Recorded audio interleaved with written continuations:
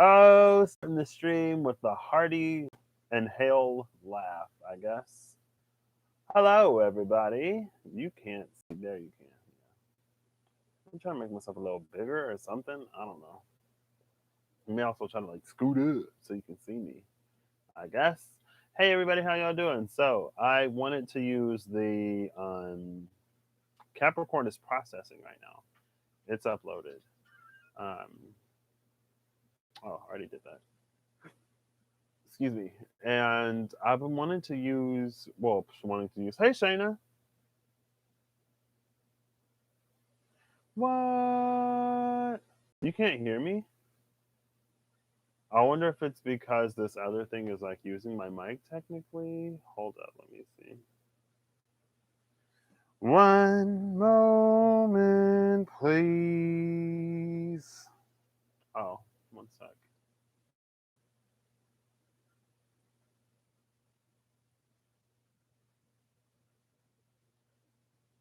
One moment, please. One moment, please. One moment. One moment, please. Oh wait, you can't hear me. What? Oh, shit. Girl, I was like, I'm over here just like doing all kinds of stuff. Okay, okay, all right, okay, gotcha. You can't hear because you're in a car. Gotcha, gotcha. Oh, you heard me say, okay, yeah. Hey, Starbornberg. So, there's no more fuss and there's no more scenes in my garden thrives. You see my nectarines. That's my mother. So I've been wanting to use since yesterday, I guess, because it seems like these two would play well together. Because it seems like they play well together, I want to see if they'll come out together. And I kind of had the feeling to do it during Capricorn's reading. Ooh, 25 metamorphosis. But it didn't necessarily happen. So, how are all y'all doing today? How are you all? How are you all? I kind of want to just see what wants to come out for today. I'm using the runes in this cycle. Russ has made available the printable things, and they're oh,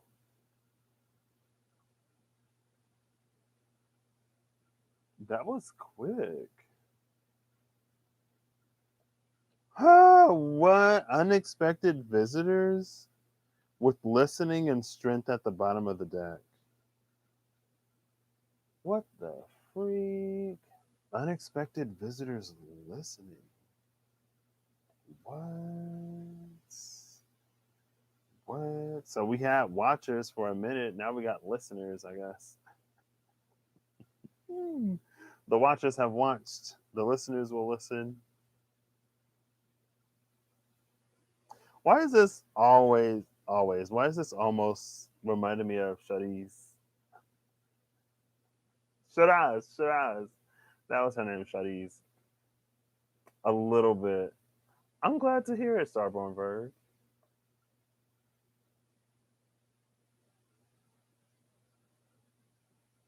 Wait, are you doing fortunate and good? I already forgot. Unexpected visit. This is partially interesting because I just watched Miss Remy Healing's Aries reading, and there was a thing about a door that was locked and only you could open it. It does kind of sort of remind me.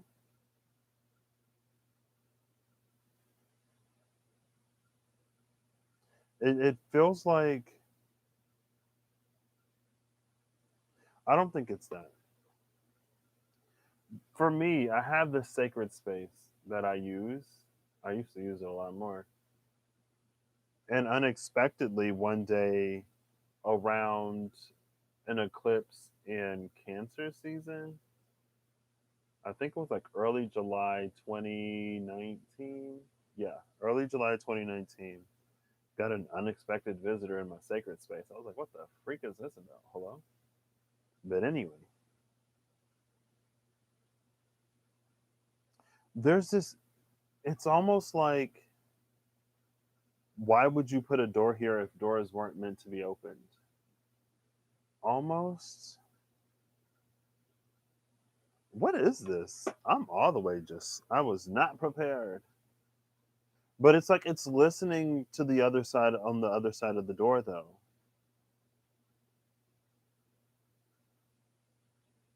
So it feels like it's waiting for an opportune moment to make an appearance in a way. It did. Mm. Interesting. Interesting. It feels like it's waiting and listening for an opportune time to make an appearance.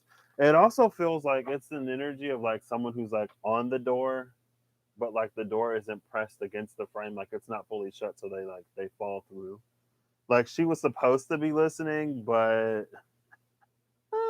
I don't know, maybe it was too juicy, and she just like somebody said something, she's like, "What?" I don't know.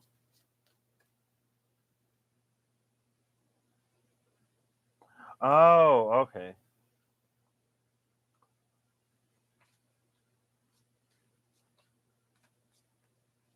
Well, when you hold on to that, it gives it the opportunity to find you.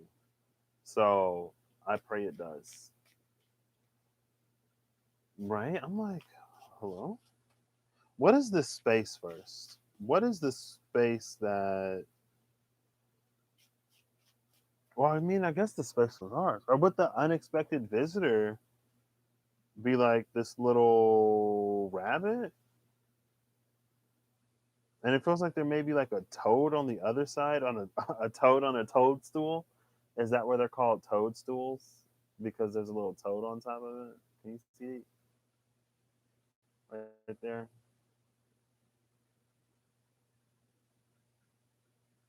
Visitors too. It's plural.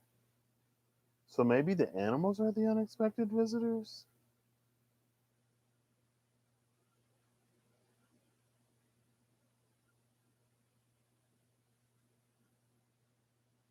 This I don't think the book is going to help me at all on this one, but I just got it, so maybe it will. Maybe it will. Let's see.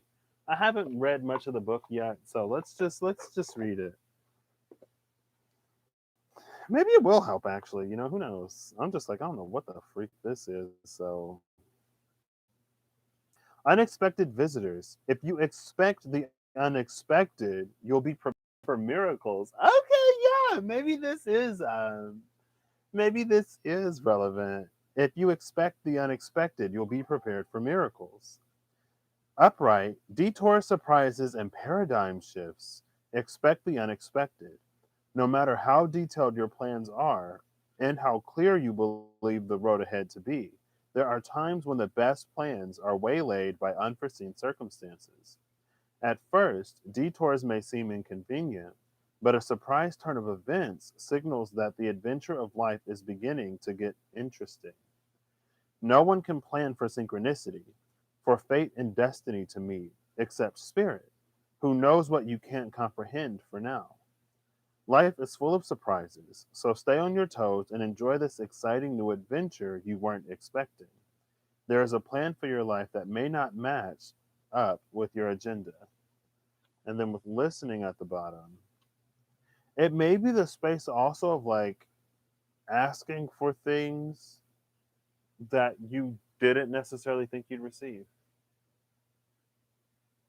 Wait, you've used these before? Hey, below. Hey, Reem. Hola. ¿Cómo estás? Welcome.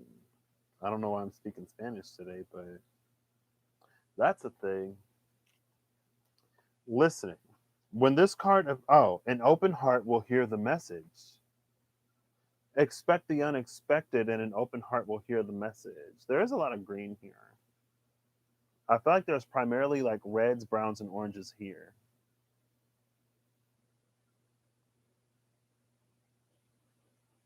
Interesting, interesting, interesting. Okay.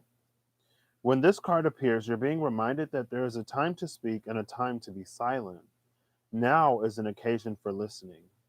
Pay attention not only to what is being spoken, but also to what is not being said at the moment, for the deeper message is not always obvious. Listen with your heart, not just your ears, and you'll find clarity. Receiving the listening card is a fortunate sign and ensures a greater understanding of your circumstances. What?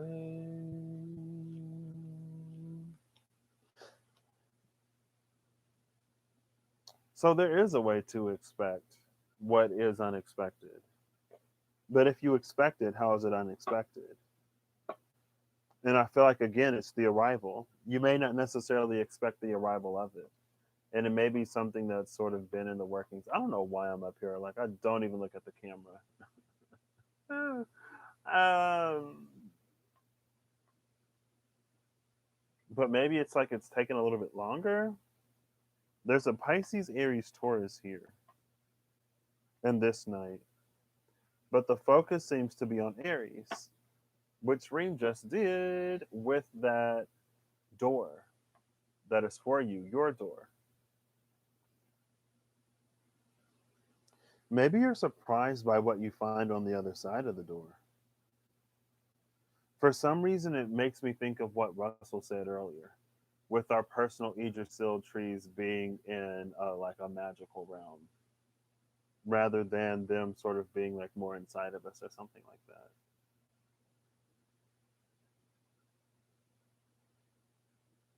Almost like this energy where you're being led and guided to go inside in some way, but what you find is different. And I know when I was watching Reem's reading, I think my brain is, I don't think I'm gonna be able to do anything tomorrow because I need to be ready to go Thursday. And I've been in this space so much lately that my brain don't know how to function anymore. But anyway, I feel like Reem was saying something about like doors to the inside or something. But every time I heard it, it was like you may use that to go in the door to the collective, but someone else could use that door to go out. It's a door inside of you, but it's outside of you as well. Like doors work both ways. And maybe what's unexpected is that something would be coming out of it rather than you going into it. I don't know. Can we clarify this, please? Because this is a whole lot of wait. The what? WTW? What the what? Or what the world? That's what my grandpa says. What the world? That's a lot of cards. There we go. Simplified story. Thank you. I'm still gonna take them, but Page of Cups. Okay. Bottom of the deck is the Seven of Wands again. Yeah. Reem, I saw this. I saw this. I was like, I don't know why this low key look a little bit like Shiraz with her little like white on. I'm like, it looks a little bit more like Maggie, but it feels like Shiraz.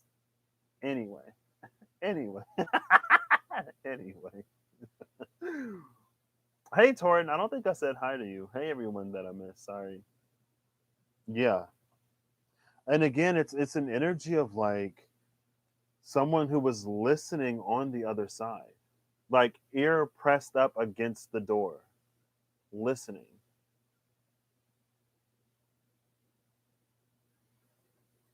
Oops. Well, now listening is down here. I'll keep it. Page of Cups. I feel like there's a suspension of disbelief is going to be required for this in some way. And I think that also came out in the reading. It was how beliefs shape and form our reality in some way, if I'm recalling correctly. Like if you would have asked me, like Reem was like, "Oh, what did you think?" I was like, "Girl, I'm still watching it, and I don't even remember what I watched." But now it's like it's coming back to me. It's like as I need it, or as the connection is made, I'm like, "Oh yeah." So who do we have? We have the Queen of Coins, the Two of Coins, the Palace of Swords, and the Ace of Coins.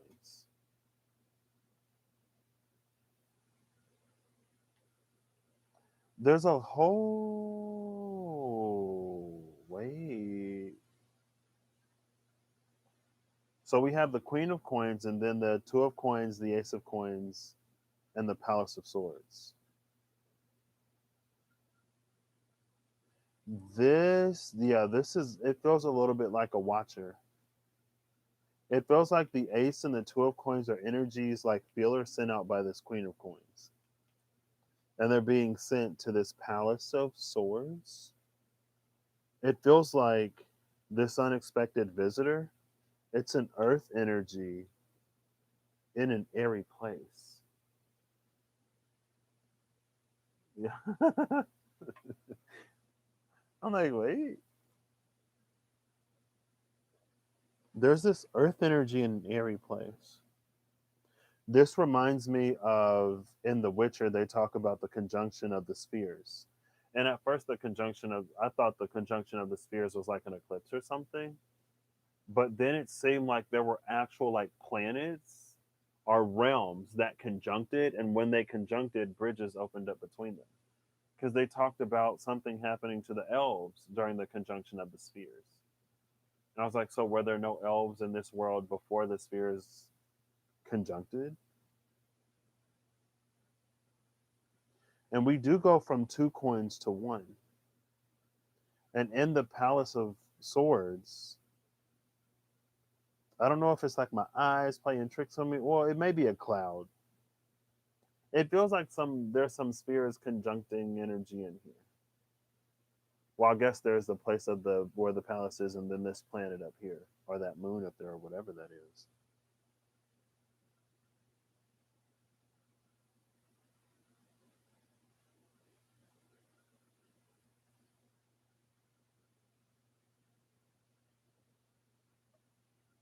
It's interesting though, because with these like Pegasus like statues, you would think that the knights from the Palace of Swords would take their little Pegasus thingies and fly up there. But it feels like this energy is coming here instead.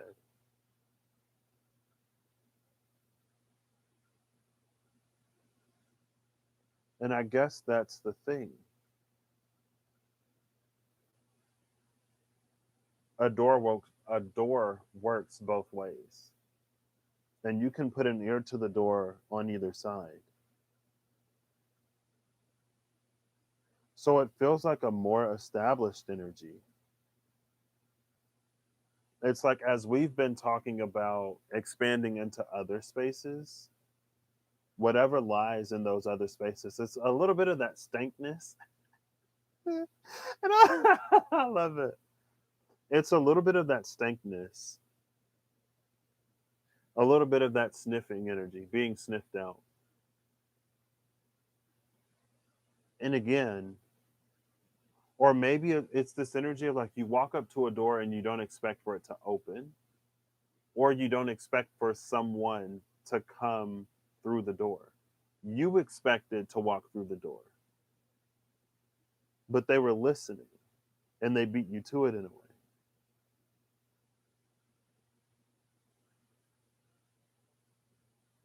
Yeah, see, this is some kind of conjunction of the sphere's energy.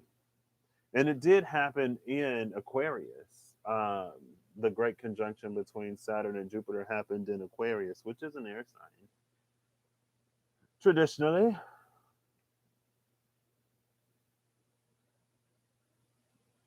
whenever you go impromptu during a speech or reach a flow state when writing, you forget what I said. Yeah, that's me. Like when I'm talking to people, a lot of times, and they're like, "Wait, what did you just say?" I'm like, "I don't know. I don't know. It was in the moment." This Page of Cups is here. I feel like I gotta use some runes. Where did they go? Hello? Oh, they're right here. Let's put some runes on this. Also, I kept calling Conda La Fruma, or I did it like at least once. Because that's what this feels like. This feels like us trying to expand or reach into another space, but that space actually reaches over into here. So there's a little bit of an envoy energy, maybe. Maybe the Page of Cups is like a messenger from the Palace of Cups and the Kingdom of Cups, but then it's like, but the Palace of Cups isn't even here. We don't have a single cup up here. None of this energy feels necessarily aquatic. So where did this one come from? There's a lot of everything is listening. Everyone is listening.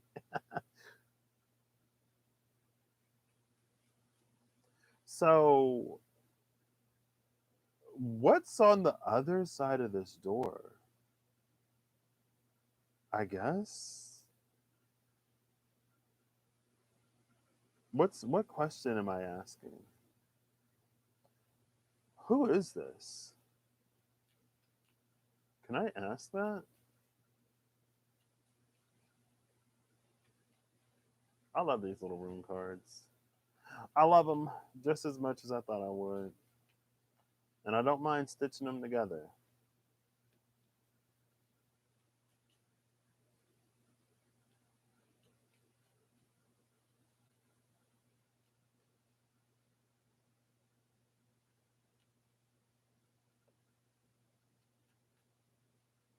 I'll give this three more, two more, one more. Ooh, that's okay. Yeah, no.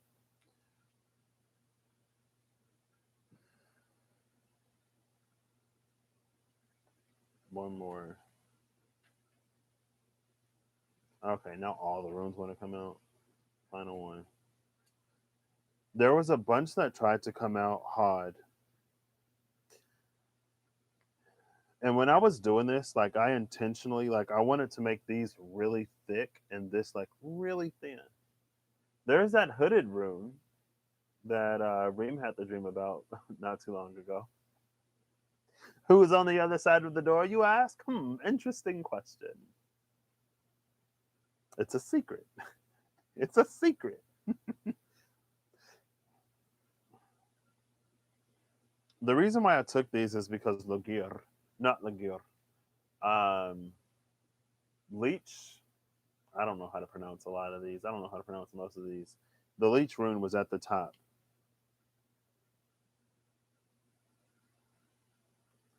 Leech emotional bleed. So when I did Leech, it's like it was very like closes the door. It was very like it's supposed to be purple all the way through, but because of this emotional bleed that pulls out the red, we get blue. Right? It just came to me. Some of these came to me in a certain way. Some of them didn't.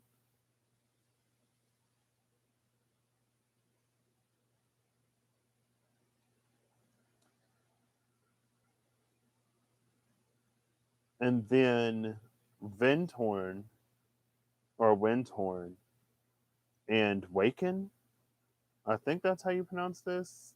Mostly because one of them is Waken and Originate. It's interesting though.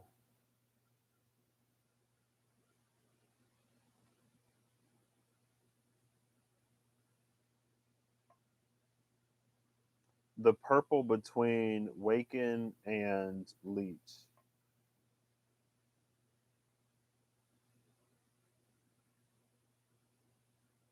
And with this Windhorn, it feels like the blue is being wound around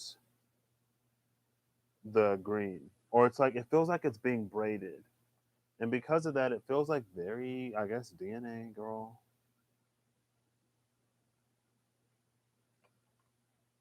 There's a whole lot of stuff that this feels like that I'm just like I don't necessarily want to go there. So let's leave this a little more general, and then wherever it fits more specifically, put it there. Thank you. It does.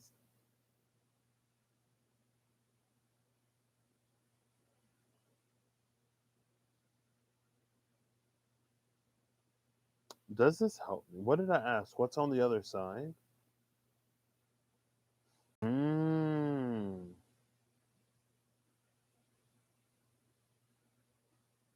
This is interesting.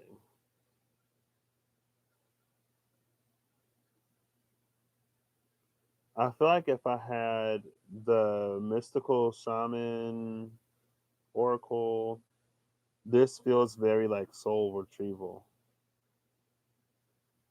Because it feels like there's a space that we are seeking entrance into.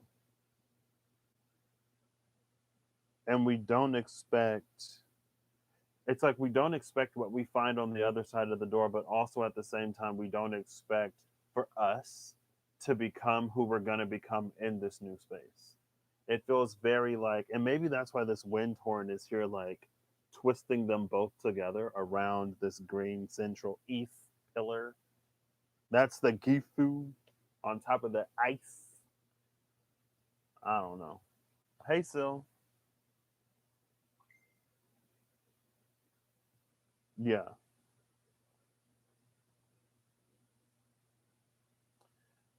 This would be some long word that I don't even know how to pronounce. Leech Vindhorn Waken? Leech Vindhorn Waken. Leech Vindhorn Bacon. Leech Vindhorn Bacon.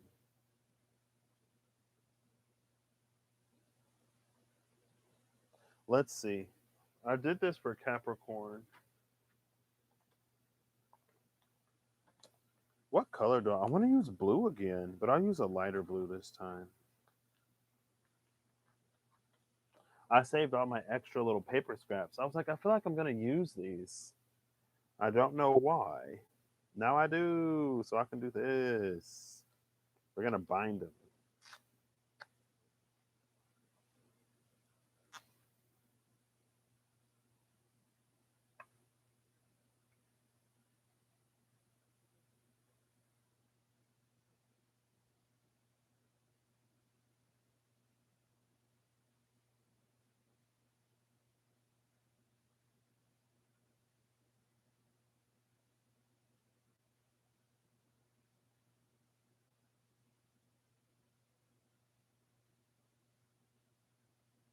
Or we're going to try to.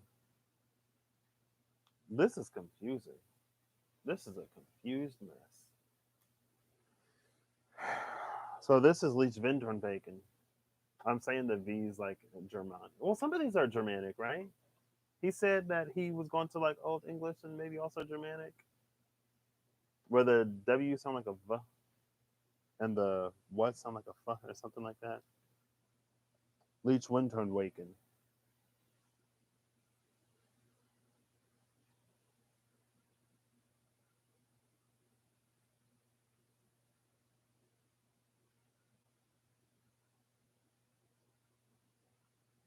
I'm gonna actually redo this one because all the lines.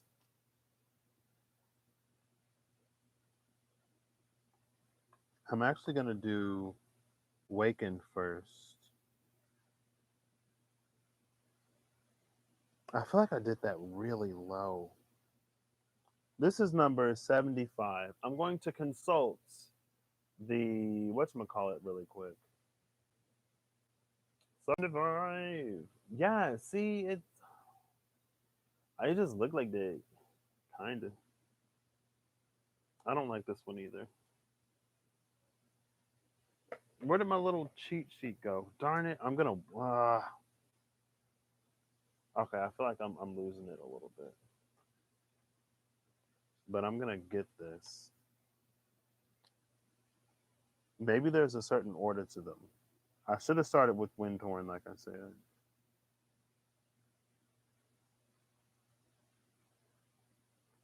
Oh, it's a little off.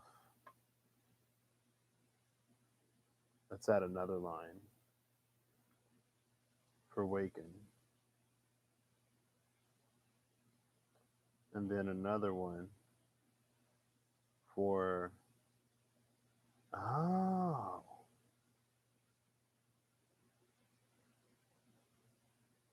okay. And I feel like that's the difference between these two.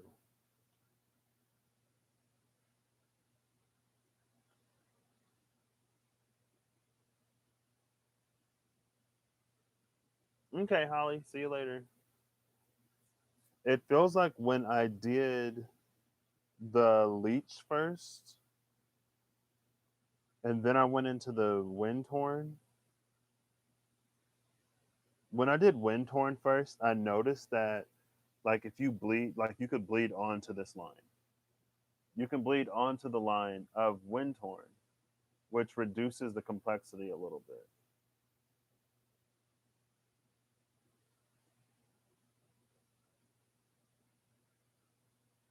Then you could also, it's like you could manipulate the line in waken to also have it sort of like, where to go? To have it fall onto this, which would be the same line that it bleeds onto. And so if that were done, then it becomes, let's see.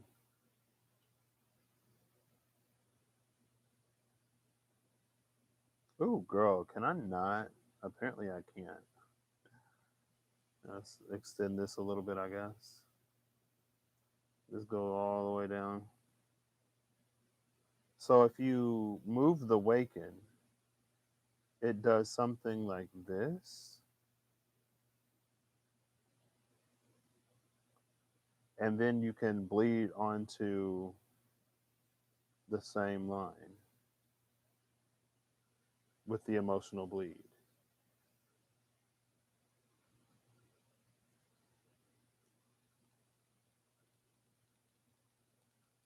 Then this introduces an element of raid, which is this rune.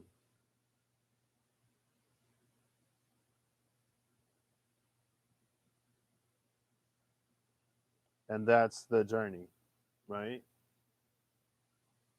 That's the adventure. Let me check the cheat sheet. I believe raid is in the first, like, it's in the Elder Food arc, so it should be within the first 20 some. Here it is right here. It's number 5, Rider Journey. It introduces a raid.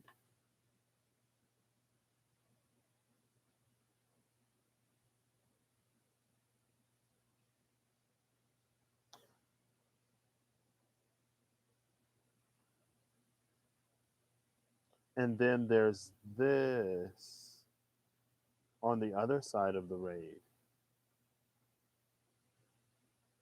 And it's part of the gift, right? Girl, see, I'm about to get lost in these rooms. It feels like,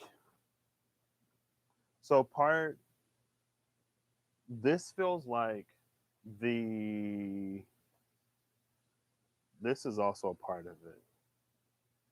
This feels like this sequence of like breaking it down. And this is upside down, lol. I didn't even have it upright. It goes in this way. Like that feels like the sequence. But it feels like we work this in reverse.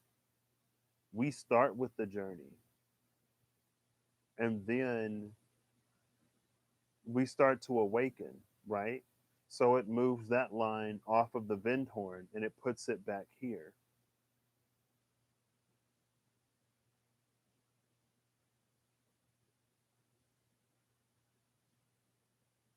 And I don't want to say and then we bleed,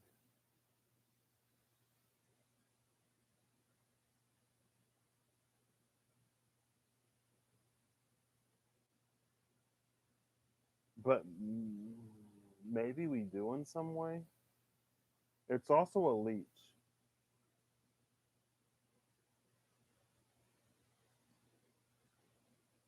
And so it feels more like a detour, but it's a detour that leads us somewhere. It almost feels like a surprise party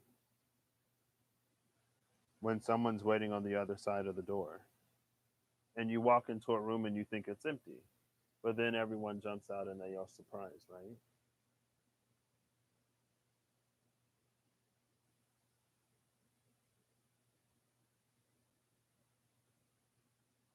Where's Igashomer? Because it feels like something that we'd protect ourselves against, but we wouldn't necessarily need to.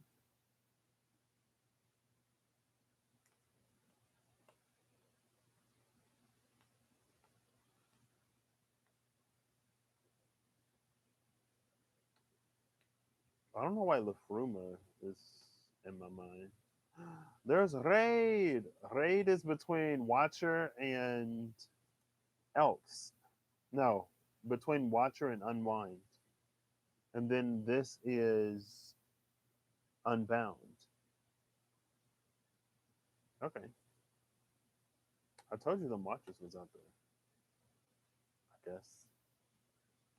I'm looking for Vindhorn. Not Vindhorn, I'm looking for Igashomer. And that sense of us protecting ourselves from something that we don't necessarily need to. It stagnates us in some way. Here's Igashomer. Igashomer is between Ing. Oh no, I accidentally got two. So Kenning. Kenning is a thing, right? Or maybe I'm thinking of Colning. Igashomer is between. There's two on both sides. Oh my gosh. Anwile. I don't know how to pronounce this. And Oferlagu. And then Ken and Ing.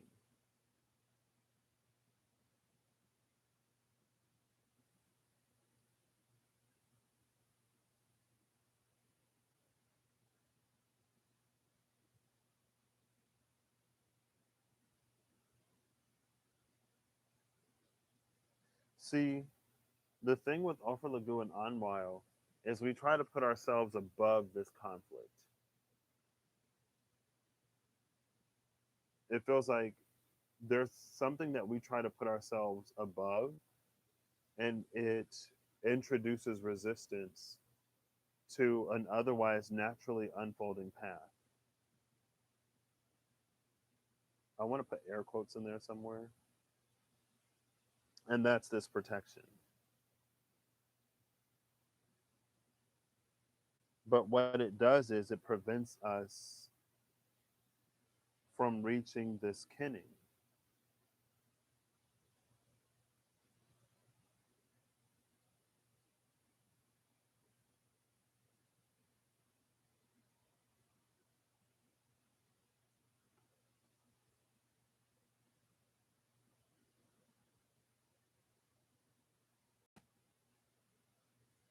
And again, it's this feeling of like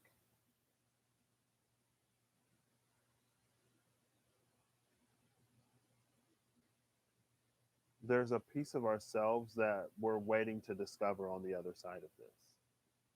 So we do walk through the door, but something also walks through the door at the same time. And it feels like everything that's already there, right? It's very like Narnia, right? You find the magical wardrobe and you go inside into this brand new world and you find out that there's actually prophecy surrounding you. You find out that there's destiny for you. So there's something on this on the other side of the door that you're meant to sort of find and claim and to rise into. But then it's also like Alice in Wonderland, where the white rabbit finds Alice and leads Alice to Wonderland through whatever way he did it, right? I'm going to be late. I'm going to be late. It's like a wizard is always on time, or whatever Gandalf said.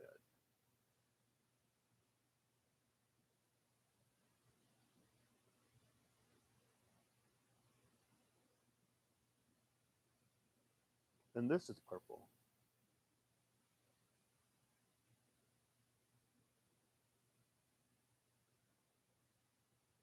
There's not a lot of yellow here. I don't even remember why I did this one as yellow and blue. I do. It was something about the stars in the sky, but I didn't want to do black to represent the sky, but I wanted to do yellow to represent the stars. And so it's like a midnight bluey type of thing. I don't know why I do these anymore. These are starting to become so like, what is this even? But that's what this feels like.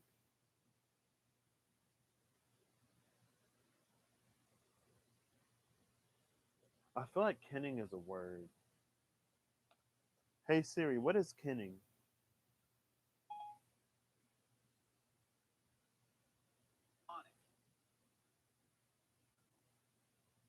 Or not. Siri isn't gonna help me. Oh,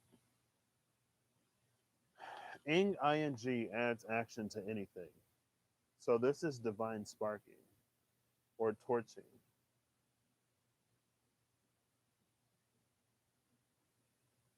Oh, and then ing is to ignite. There's the torch, divine spark, and ignite. It's to become alive with ings. Or with kin, sorry.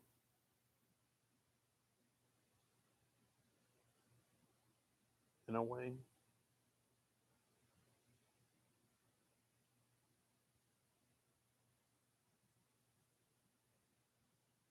See, it feels like there's some kind of magnetism between these two. And it feels like there's also an energetic exchange. It feels like as these two come into proximity of each other, like sparks start to jump between them. And they rotate around each other, and then the attractive forces between them pull them together into this one thing here,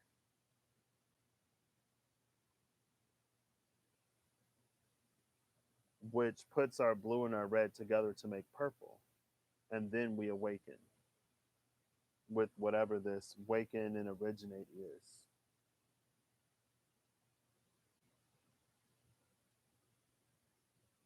So in a way, I guess you could call it higher self integration, but instead of it being like you integrating with your higher self, it's like you becoming your higher self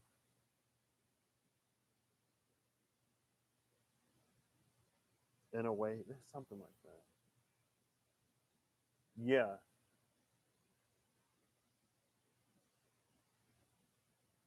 because that's the thing about sparking too. A lot of times it happens when um, it's like there's excess energy. Oh my gosh, that's literally Ken. When Rob was raking it, he said it's like channeling universal something, and then it was this feeling of like if you try to contain it or if you don't do what you're supposed to do with it, then it arcs and it sparks, and it like the energy just like jumps off, but it jumps off and then it's received. It's like if you have what Van de Graaff machines or like Tesla coils or whatever, but you put two of them together so they spark between each other and then it creates a larger battery or whatever.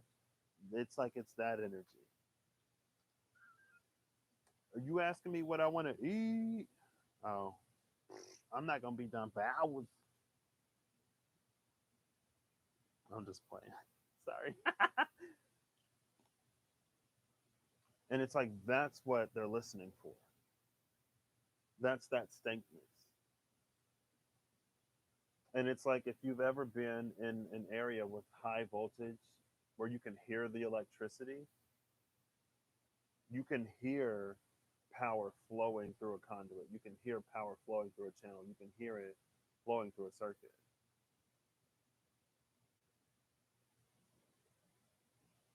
But it does feel like whatever's on the other side of this door, whatever we thought we were doing when we were generating that much power, it may actually be used for something else. Potentially. Maybe not. Not for Capricorn, I'm just playing. Anyway. Okay. Finally got there. I'm like, oh my god. Ooh. So what's this with Hod and the Seven of Wands? I think there's a certain, yeah, with the Page of Cups, maybe, maybe not. I think there's a certain fluidity and flexibility that we need to have for some reason. I feel like it's important. I can ask why, right? Why do I feel like it's important to be flexible here? Okay, go. Do you count? I mean, Ten of Pentacles. Talking about somebody listening at a door and waiting to like open it up, right? They're like, oh, you said like, yeah. So I mean, there's the whole gosh darn, like okay, you just heard flexibility in sight. Ooh,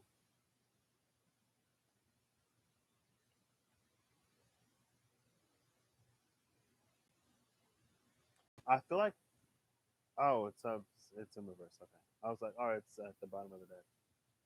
Seven of Pentacles is at the bottom of the deck, and we just saw that Seven of Pentacles yesterday in Jotunheimer, the land of the giants. They started at a zero. No, it wasn't Jotunheimer. It was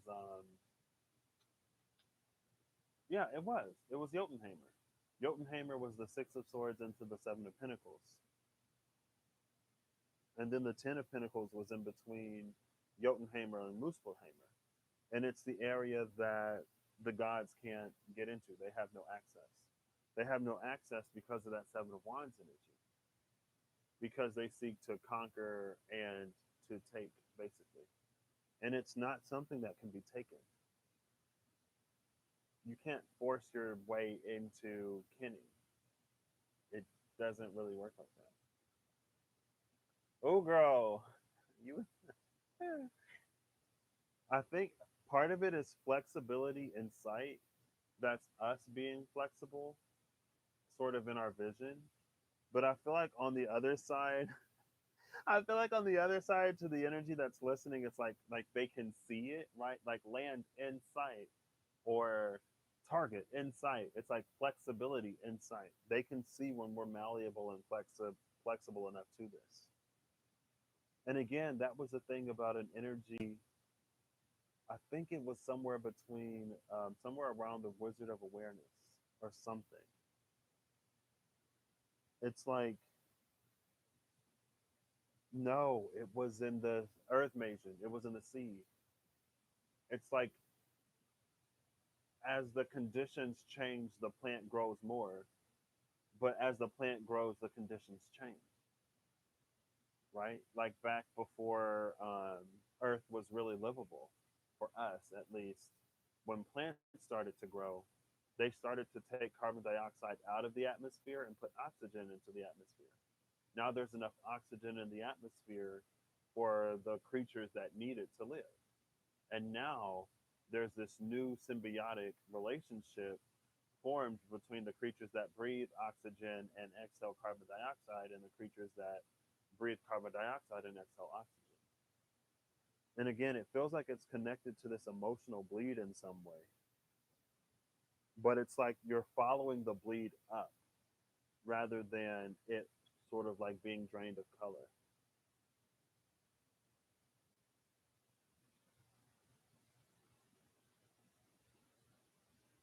It's like whenever you go to like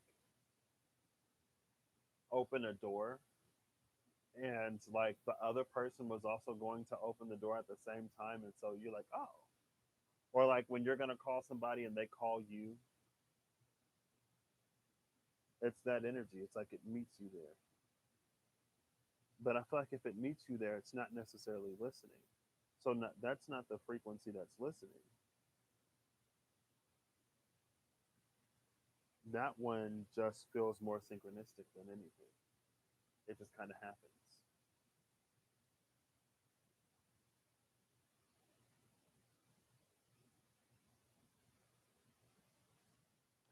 Flexibility. It's the Page of Cups.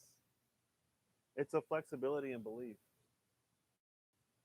It's a flexibility in spirituality that puts it in a position to evolve into a lot more. And again, it's like as you're expanding into these spaces, they're listening. And they may come find you before you can find them. But it could be hidden like that. It could be designed in a way that you'd never naturally find it. That's why they come and find you. I feel like everybody got a rune except for this Queen of Coins. Oh, what's up with this Queen of Coins, please? Does she need a rune? I want her to have one. Yeah, see? The spiritual cul-de-sac. Oop, I forgot all about that. Okay. I just saw Tear.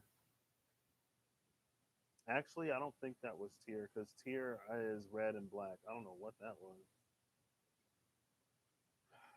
I think something flipped over, but maybe not. No. What's up with this Queen of Coins? Hello? Okay, there we go. Everything is so mysterious. Ah, Queen of Coins is stankness. Let's go. I told you. I told y'all it was some stankness going on. I told y'all it was some sniffery. The Queen of Coins, and look, stankness is even pointing in the same direction. Let's go. Bottom of the deck is Vane.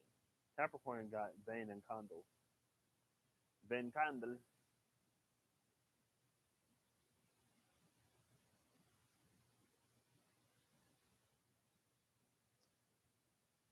So yeah, it feels like we're here.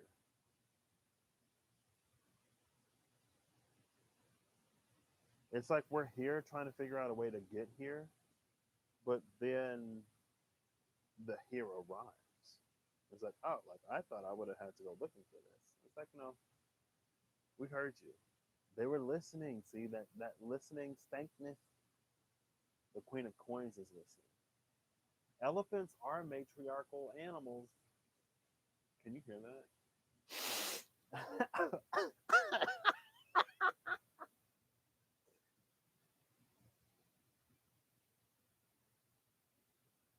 Flexibility in sight. Stankness. That's why the door is open though, right? So now what's around that other room that has a name that I don't know? Oof, I cannot be pulling these like this.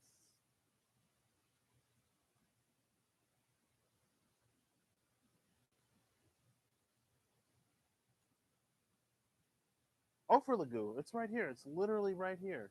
It's already on the table. Well, when I realized, wait, this is Candle. Condor. Yeah, the other one is Condor. This is Candle.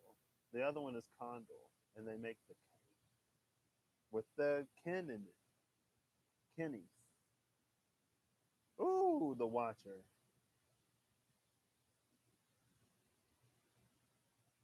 Weekend? Weekend? It's like weekend, wakened, wakened, wakened, waken, waka, waka, waka. I don't know.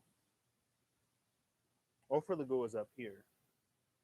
O for Lagoo is what we had the resistance to. So then this thankness with the Queen of Cups, it brings me, or Queen of Coins brings me back up here to the thing that we're protecting ourselves against, not allowing for this divine sparking to take place and to occur. And again, that's this thankness. That's why they wait until they see that flexibility before the door opens. Okay. So this just wrapped itself up quite nicely. I feel like that's what this is. It's like what? What was that? Lagoo, no, Leech Vin Tornwaken, Leech Vin Tornwaken, Leech Vin Tornwaken, Leech Vin Tornwaken.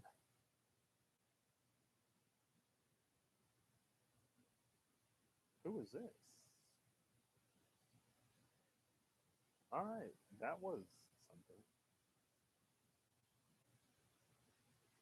this is how the runes sort of like work with me, or how I work with the runes. This is how we work with each other.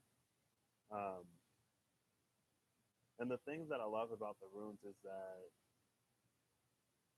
it feels like they're flexible enough to, at least from my personal whatever, they're flexible enough to work with me the way I work. Um, and then like other people work with them or interact with them differently. Right? It's like a tool, right? You can use the same tool to do a lot of different things, and different people like use tools to do the same thing but in different ways. Like you can hold it different or whatever. I don't know. Daig the Gior Day purged at the bottom. Oh, that's interesting because it's almost like Ventorn, but you move one of the things over here. I mean, we have three lines between Leech, Ventorn. This is definitely from Ventorn, and Waken. This could actually be a little bit of a lagoon here. Anyway, the top is Wind, Bliss and Comfort. Dagwin.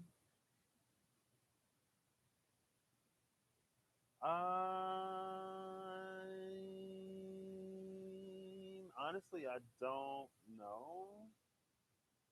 I don't know. I'm not. I'm like using the OBS virtual camera, and so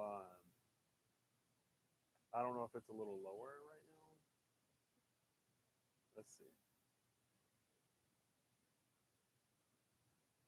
Hello. Okay. Is it kind of low?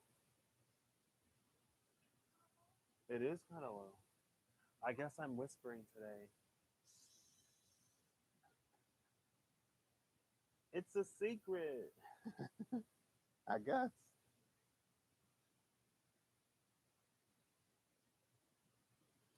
I don't even know how I would turn it up on here. Eve.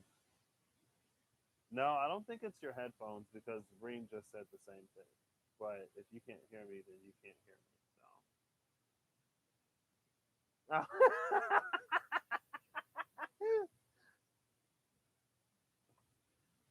See? Oh, it's because you gotta really listen. You gotta listen. Listen closely. Put your ear to the screen. That's you trying to hear me. You're all up on the phone. You're all up on the laptop. Like, hello.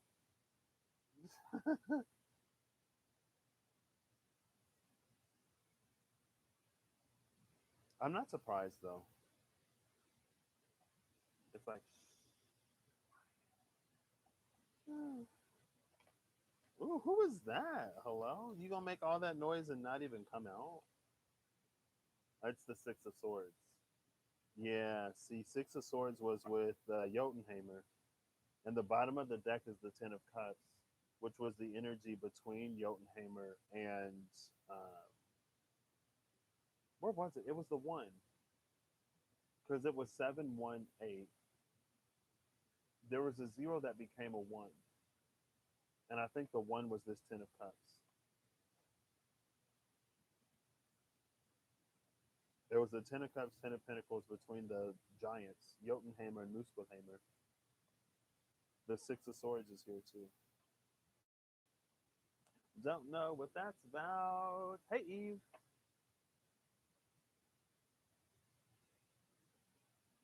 I think I already said hi, but hello again. Who this love is? Stuck in the mud. Oh, no. And Peaks of Joy. 24, 33. 24 is a 6. 33 is a 6 if you break it down. This feels like it's all about perspective. Because they're the same number,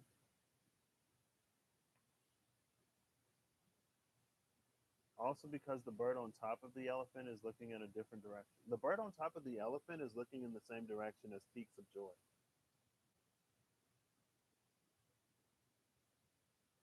Wow, she looking at me. Hey, girl, what's up? Let me stop. Because it may not be the same on OBS. Yeah, she is still looking at me, but I gotta look this way. Yeah, I did it. I did it right.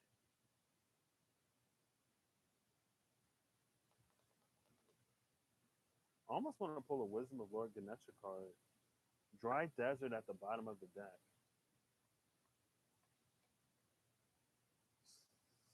No, because it's looking in the same direction.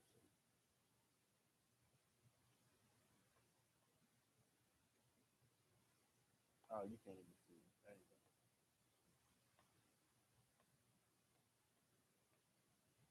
Hey, dry desert is my love life right now. Well, dry desert is our love life right now, honestly. But it's about perspective. I'm not stuck in the mud about it though. I'm like, you know what?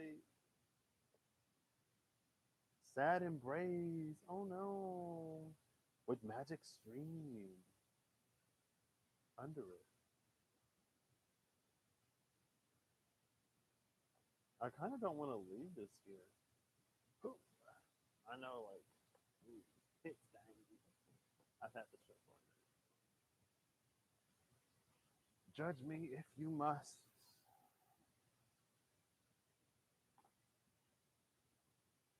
Lord Ganesha.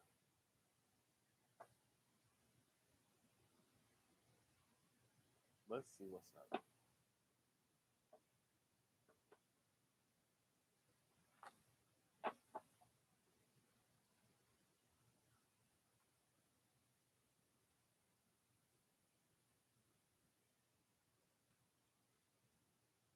Mama's own kid disappointment. Oh no.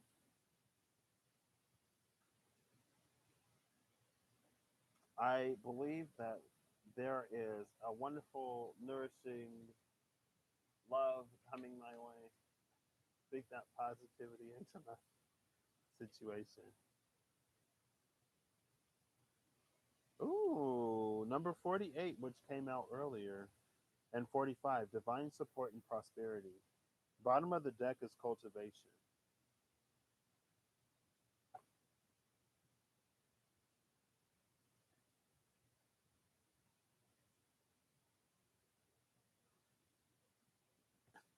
Divine support and prosperity.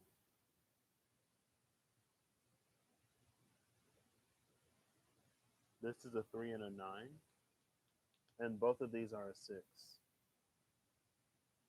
So, yeah, it does feel like it's a matter of perspective. 3, 6, 9. But maybe it's not necessarily about perception. Maybe this is just like being in between.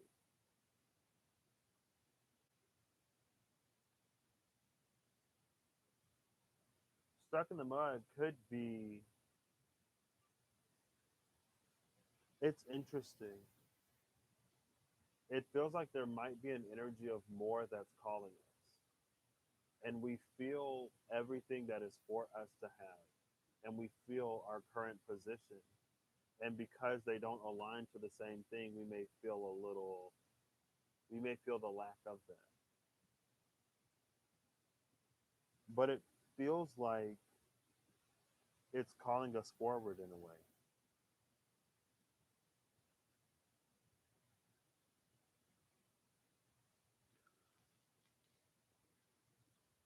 Excuse me.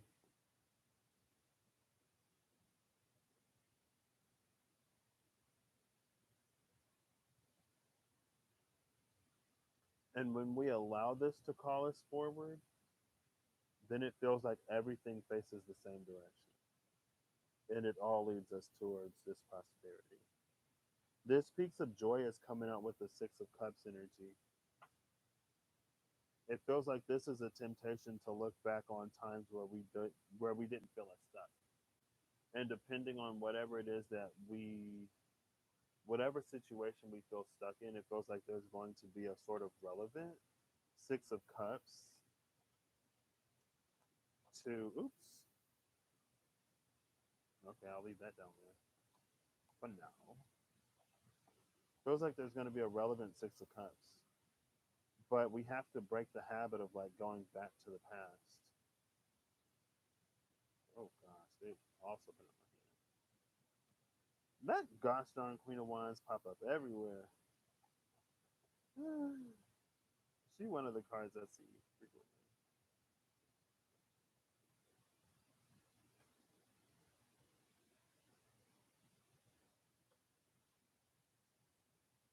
Oh, here it is. It's between the Two of Swords and the Five of Cups. Well, here's the Nine of Cups. I thought this was a Pentacles card for some reason.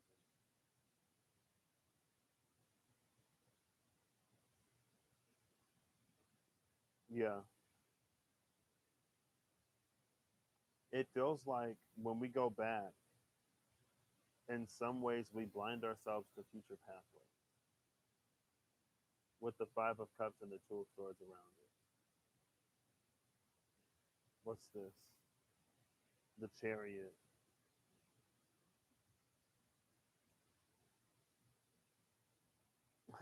It's like you try to go back, and it's like, no, we're moving forward. It's like we're moving forward. Keep moving forward. That's what they said in Meet the Robinsons. It's one of my favorite movies. Or just keep swimming, right? Stop looking back. It's about going forward.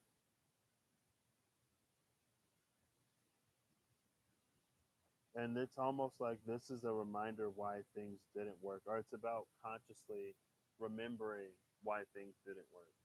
Sometimes when we go, like when we think back on the past, it's like, oh, like it wasn't ideal, but at least something was there, or at least somebody was there. I love it too. But it's like there's so much more awaits you in the future.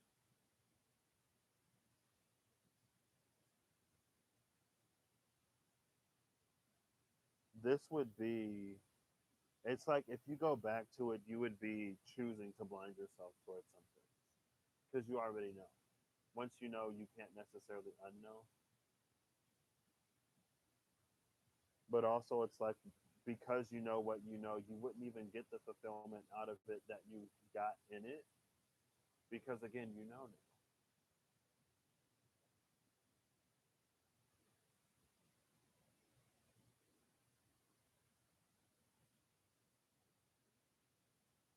These energies just did a little flip.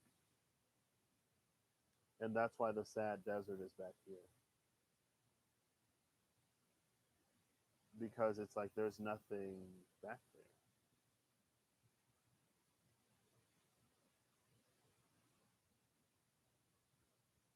But sometimes it does get a little difficult in the now to continue doing whatever it is that we're doing, whatever it is that we're being led and guided to do. But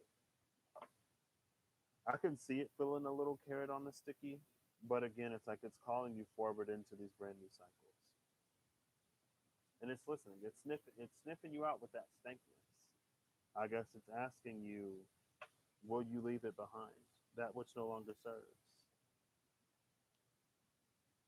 Five of Wands and Justice. Oh, why?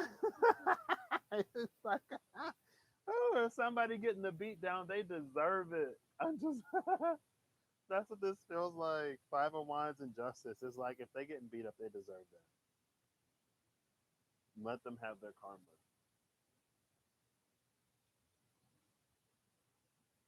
And also, you take yours. And again, it kind of sort of feels like an energy of self inflicted. It would be a self inflicted punishment if we went back to things that don't serve us, that we know don't serve us, just because we're a little hungry, thirsty, lonely, whatever, right? Yep. I'm like, okay.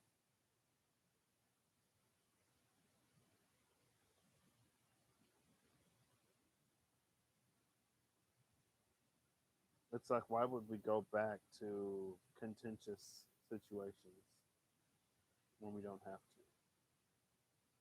Well, we know why, because sometimes, we get a little whatever. The bottom of the deck is the Ten of Swords. It's like, it's over for a reason. Okay. That prosperity came out recently. Divine support is on its way. Oh, snap. What? See, I told you, if he got that talking to, he deserved it. He earned that.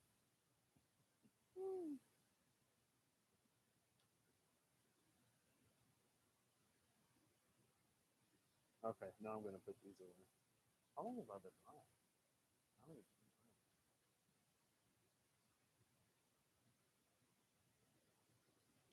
Oh, an hour and 11 minutes. Can I get an hour, 11 minutes, and 11 seconds, please? There it is. Yeah, let's go. Okay, so final card. I promise. I'm feeling that Wizard of Awareness. I'm feeling something magical, but we'll see.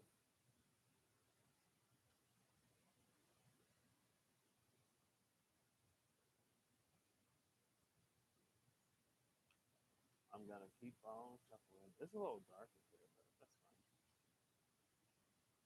If my overhead light works, I could just go, "Hey Siri, turn on overhead." Siri will turn on overhead.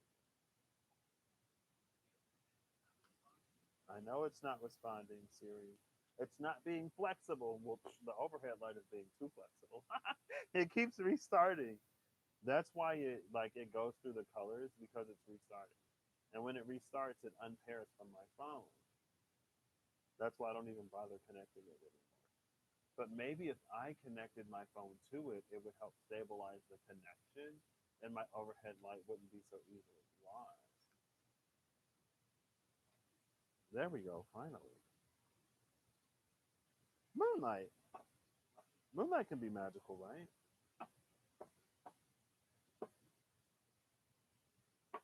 Bottom of the deck is mountain. Oh,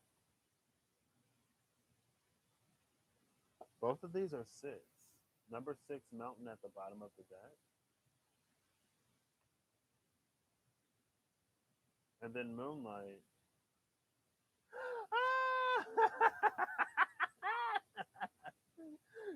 Siri can't do that, Eve. It does? Oh, snap. Now I'm interested. Now I'm interested. You'll have to send me pictures. We'll have to compare. Not compare, but you know what I mean. Moonlight. This reminds me of that Palace of Swords. It feels like this is the Palace of Swords, and it's looking at that planet. What the freak is on the moon? Y'all see that? What is that? What is that? Let me hold it up right. You have bionic hearing from this line. Your ear chakra is opening. Drink some quartz water. Right? That's it was quartz water that sharpened your hearing. What is that? See, this is that energy. It's like as you're like trying to get up here, something is like watching you.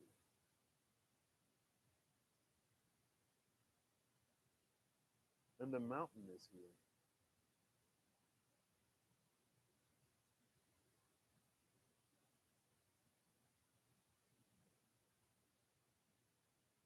Like a holy mountain energy? I don't know. Ooh. I already put the runes up. I was like, let me go to the Ool room. Let me go to the Ool room. To the Ool room. Moonlight. I'll read it. Why not? Not that y'all can particularly hear me. I wonder if I do this. If I do this, does it make it any louder or does it make it quieter? Actually, it's just as quiet over here. Hello? It was a lot louder earlier. Hello? Hello?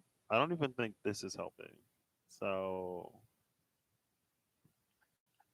hey everyone, welcome to my ASMR stream. It is. I'm going to turn it off and turn it back on and see if that helps. I don't know why I didn't think of that earlier, but now you can hear me. Is that any better? It doesn't look like it. I turned it off and turned it on, and it doesn't look like it did anything. I think I can unplug it though. If I unplug the mic, then it defaults to. Oh, it is? Wait, it did help? Okay. So I just unplugged it and now it's using my laptop thing. So it may be like super loud. I probably should have warned you before I did that, but it's fine. Hopefully, no one's ear was like, it's like, let me do a little ASMR and then scream into your ear, right? Anyway. Is this better or can y'all like not hear me at all? Oh, yeah, you can. I can see it moving. Okay. Towards the end of the video, I had an idea. Yeah. I don't know why the mic is just like, I quit. I quit. You doing too much. You talking too much. You doing too much.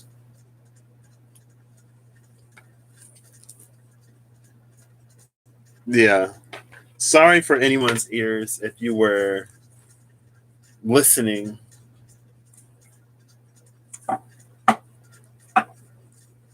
Eve's ears are bleeding.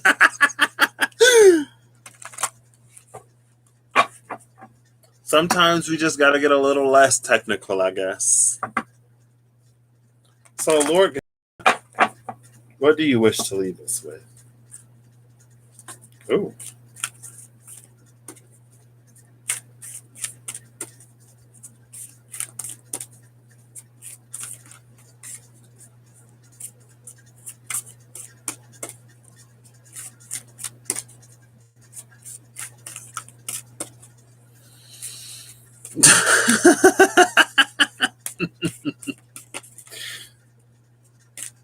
Siri is, I tell y'all, Siri is my favorite. I love Siri. Who is this? I'm not going to take it, but I want to see who it was. Childlike expression, number 12. That one came out last time I used these.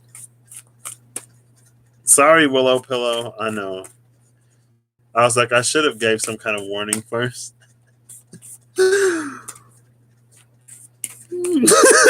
You're going to get blasted with K-pop music tomorrow morning.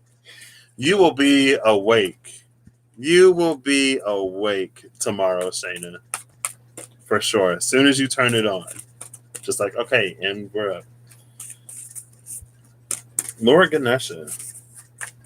I'll give this 10. Okay. 9. 8. 7. Oop. 6. 5. 4. 3. 2. 1 more. Gus Lord Ganesha don't want to say nitty. You wouldn't have even heard the warning. Probably true. Well, the top of the deck. Ooh. Wow. Why I low-key feel called out right now. So the card that was at the top of the deck is capacity to love. It feels like your capacity to give love and your capacity to receive love. And it's almost this question of like, do you even have space to receive the things that you're asking for? And bottom of the deck is inner knowing. Oh, Beastie Boys. If I was in a car, I'd get blasted by nothing because I don't really listen to anything when I drive. I'd be too freaked out. I'd be on edge. I'm just playing. Kind of. My mom's car is tiny. Anyway. There's an energy here of cultivating the space within self to receive whatever it is that we're asking for.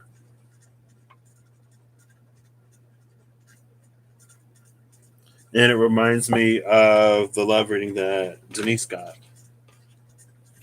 That's what we're cultivating space for. That's what we're building for. We're not stuck in the mud right now. We're cultivating. The card of cultivation came up, didn't it? At the bottom of the deck or something like that? In the Wisdom of Lord Ganesha? We're cultivating. Okay. You're cultivating. And pretty soon, it'll be time to harvest. So, that's what I got. What y'all want to do? Y'all want to, like, I don't know. I opened the floor to the... Oops, let me put this away before I, like, demolish it by accident or something. Oh, I forgot my mom said, love is in the air. Well, it is. Oh, no, it's already past Valentine's Day. Not the air I breathe, though.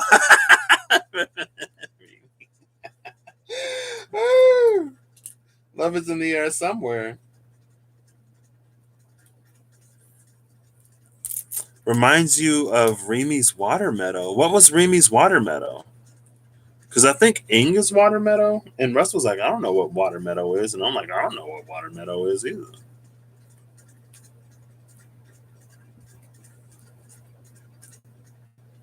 I feel like water meadow is a very like fairy way of saying like lake or ocean.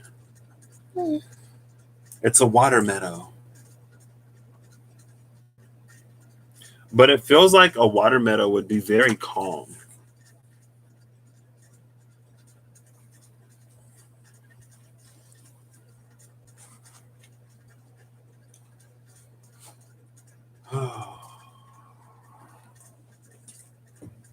I guess I do still have these.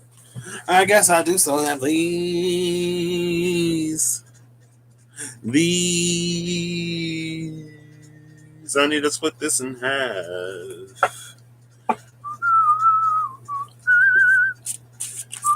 Water meadow?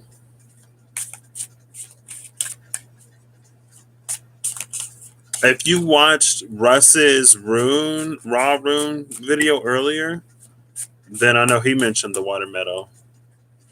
I don't know if Reem did. I don't remember it, but I don't remember a lot of things, so anymore. With water lilies, I feel like lotuses or lilies came out like yesterday somewhere. Feels like a meadow, but with water. Yeah, that was Russ. If you watched that video. If you didn't watch that video, then I was like, what? Are you saying that? I don't know.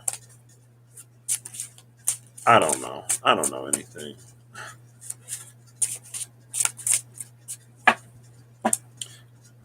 I'm hungry. Yeah. He was like, or it could be like a swamp. I was like, a swamp? I feel like swamp vibes and meadow vibes for me are just like not the same. But also, I could see how it could be like that, kind of boggy. Bog came out recently, didn't it? Something from the bog. Ooh, we got the wheel and the magician. 110. Both of these are ones numerologically, which is awesome. It felt like a Remy energy. Aw. And the Queen of Pentacles with the moon.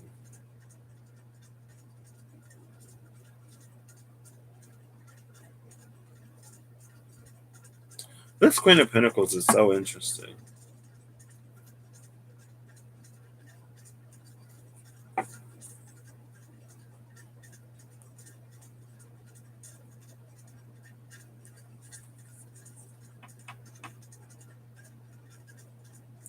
Oh, it's like the bats are flying out of this moon portal. More to do. I don't know why the circle of life literally just popped into me. It's the circle of life. Okay. It was the Rune 2 video or the Raw Runes video he posted earlier today. What was it? It was, it had a title. It's the circle. Oh, the circle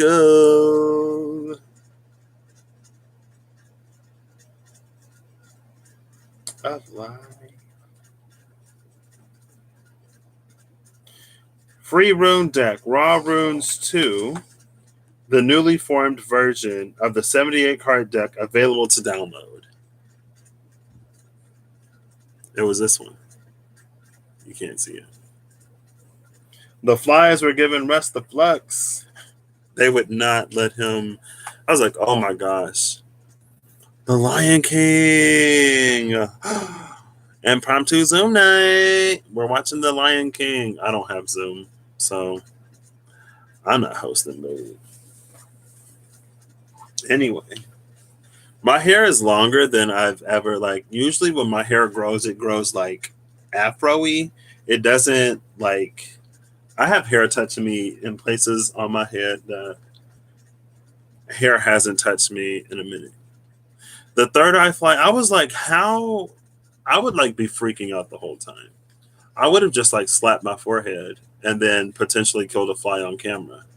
I would have felt bad about it. He just laid forward with this fly on his forehead. I'm like, how are you so composed right now?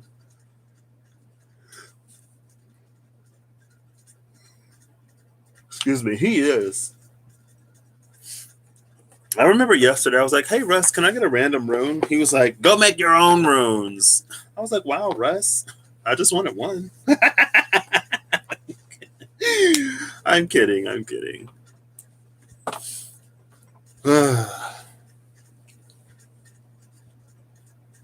feel like there's something else.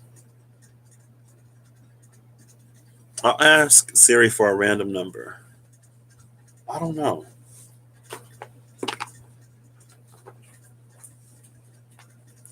Hey Siri, choose a random number. A random number between 0 and 100 is 98. 98? 98. That's an A. That's 2 away from 100. 98 is also the moon and strength, or the moon and justice. It's both. It feels like there are things that have been watched and observed in unobservable spaces. And so if you've been doing good, then you'll get better. On the other side, it's justice. So that's justice in the pummeling. So. Ooh, what deck you want, Remy? What deck you want? Choose a deck and I'll pull you a card. Ba-da-ba-ba-ba. McDonald's? Okay. I'm loving it. 100 is the sun. So it's almost to the sun as well. Strength in the moon, it's it's almost daybreak.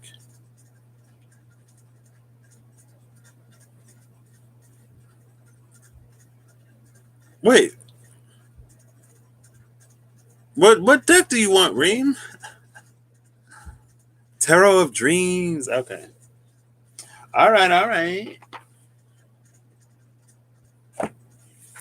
If Shayna or Eve, who else was here? If anyone who has been here and interacting wants a card, speak now, and I will honor your requests.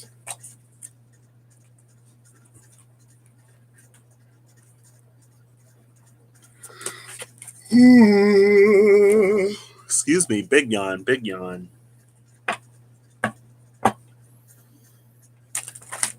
So for Miss Remy Healings, for Reem, A card in love. I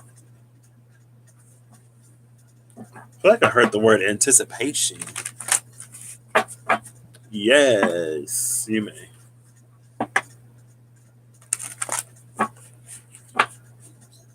Reem said a card, so just one card. You might need a talking to. For Remy in love. Oh, what was that? Hello? I don't think I shuffled that where you could see whatever little card acrobatics that just was. Oh, snap. Okay, Google. There you go.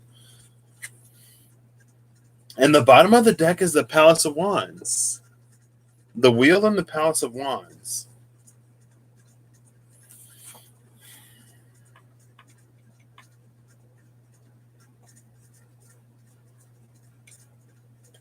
This is a very interesting Wheel of Fortune.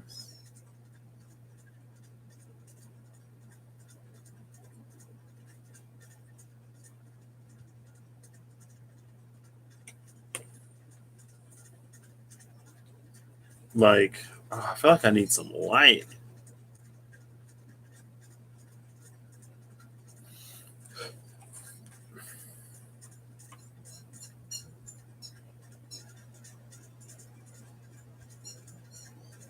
It feels like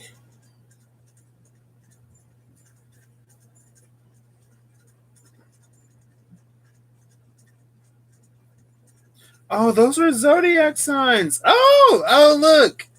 On the Wheel of Fortune, it looks like it's pointing at Sagittarius. You see that? It looks like it's pointing at Sagittarius. I'm like, wait. With a wing over here between Aries and Pisces, and another wing over here at who's before Virgo? Leo. Another wing at Leo.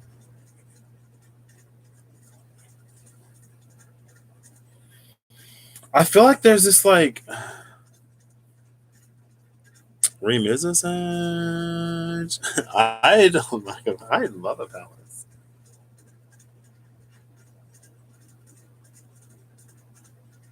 It feels like something. So with this Wheel of Fortune, it feels very not overly complicated.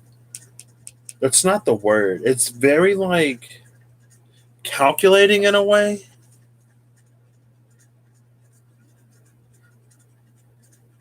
It's like it's a lot of tools to sort of like pinpoint a certain location, but it feels like you find it when you're at home.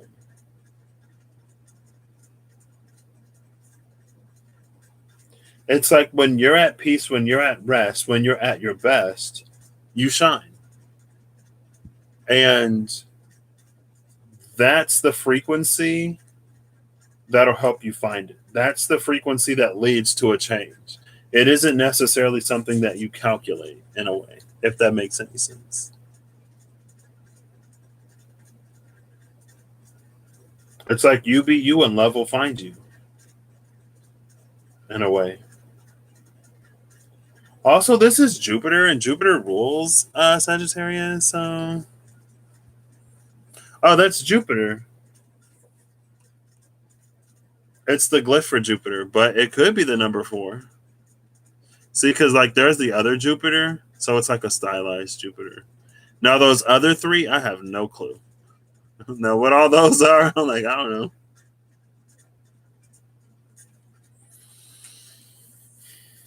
Yeah, that's gorgeous.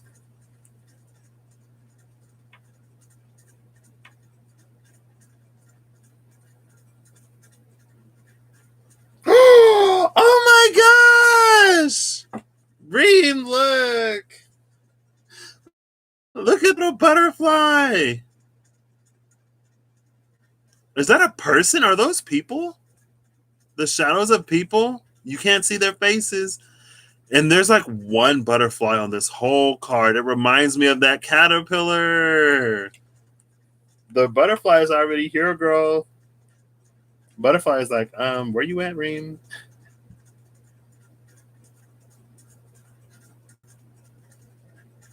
And then you can see the Knight of Wands on the like on these little dragons. Yeah, see the Knight of Wands guarding.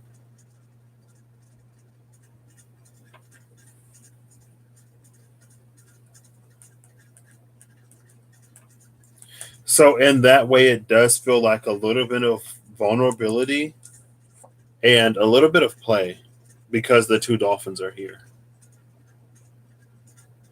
So yeah, that's what I'm like. I'm like, what? You can't see who it is, but somebody there. Maybe you about to.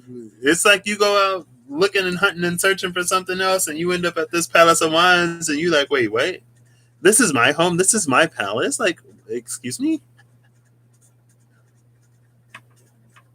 The changes and transformations are guiding you there. It's one of the many things that it's like it's guaranteed to you on your path. So it's not something that you necessarily have to worry about too much. And actually, there is another butterfly. I couldn't see it because it was blending in, but it's a red one. Oops. There's a little red butterfly there. Yeah, you can see it right here. Where's my finger? Right there. You see that little butterfly? There's two of them.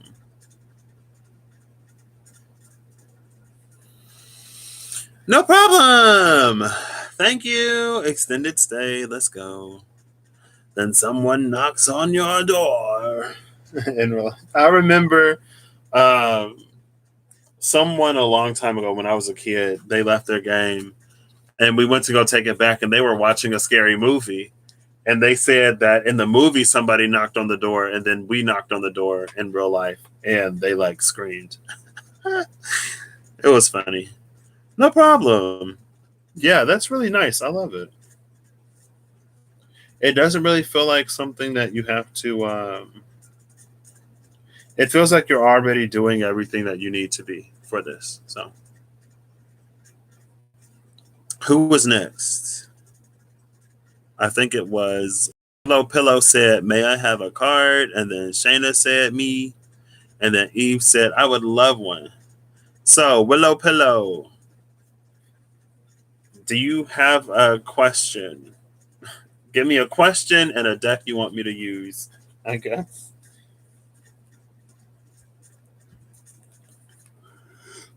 Ooh. Excuse me.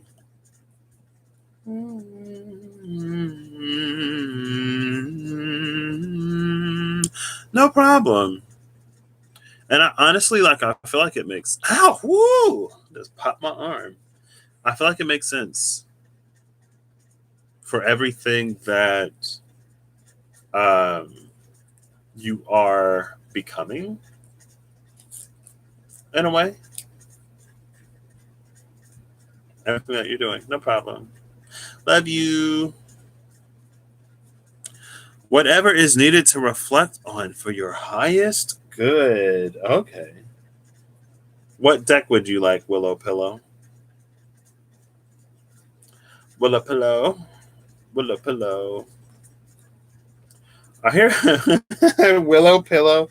It's like the Whooping Willow from Harry Potter, but if it whomps you the right way, it knocks you out. The Whopping Willow putting people to sleep. Oh, okay. The decks I have out, I have the Wild Unknown Animal Spirits and Tarot. I have the Mystical Dream Tarot, the Pride Tarot, the Spirit Keepers Tarot. I have the Archangel Power cards, Magical Dimensions Oracle cards and Activators, Yggdrasil Norse Divination cards, the Osho Zen Tarot, the Vice Versa Tarot. I have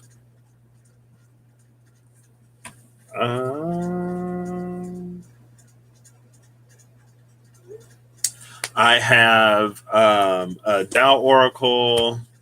I have whatever's calling me. Okay. I got the Dysology cards I made up, the Universe Has Your Back cards, the Energy Oracle cards. I have the Witch's Tarot. I got a tarot deck from Spencer's for novelty purposes only, but I love to read with them. I have the Mirror Truth Lenormand. I have Angelarium Oracle of the Watchers. I have the Year 2 Angelarium deck, which is not necessarily a deck, but I use it as a deck because I love it. I have the Weaver Tarot, the darker version, the Ascendant edition, and then the lighter version, the Journeyman edition. I have, what's that? What is this? Who are you? Hello? Oh, this is the Oracle. The Tea Leaf Fortune cards. I have the Threads of Fate Oracle cards. I have the Wild, it's not the Wild Unknown Archetypes. I have the Kim Kranz Archetypes deck. The Tarot Apocalypsis, Whispers of Lord Ganesha, Tarot of Dreams, and the Angel Tarot, and the Enchanted Map Oracle cards. And I got more decks in a box, but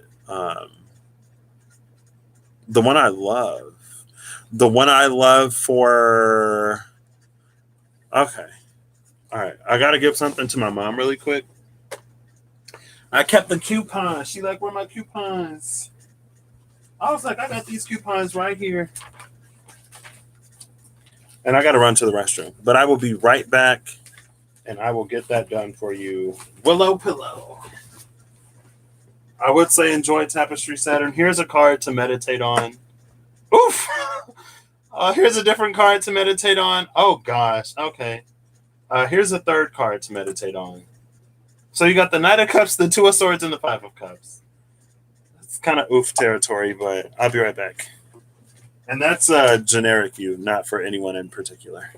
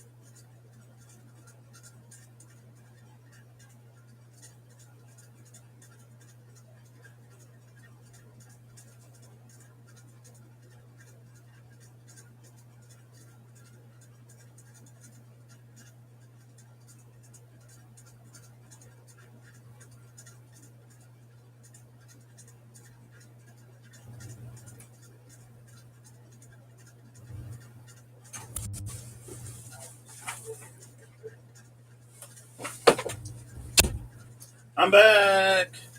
I also have a Titchy Room deck that I just printed. I kind of want to use the Titchy Room deck a little bit. I want to use the Titchy Room deck, Willow Pillow, but they're in reverse for us, so it's okay. Right. The one I love for highest good, I started with the Wild Unknown. That's interesting because I had a dream last night that was very along that line of like, oh, this is the deck I use whenever I need whatever. But I woke up before, not before the dream ended, but the one I started with was the Wild Unknown. I'll pull that one.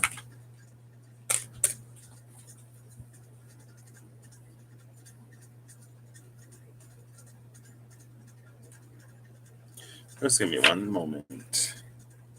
Uno momento, por favor. Uno momento. Por favor. Okay. Oh, just smack the light. I don't know, but I don't know if I'm feeling this one. I'll go with it. We'll see. We'll see. For Willow Pillows, high is good. I didn't even look at this.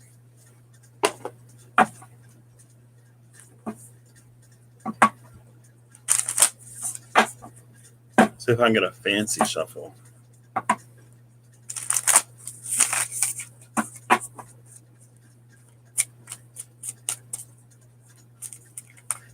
Oh, okay. We're doing like one card. Like a card, please. The Two of Wands. The bottom of the deck is the Ace of Swords.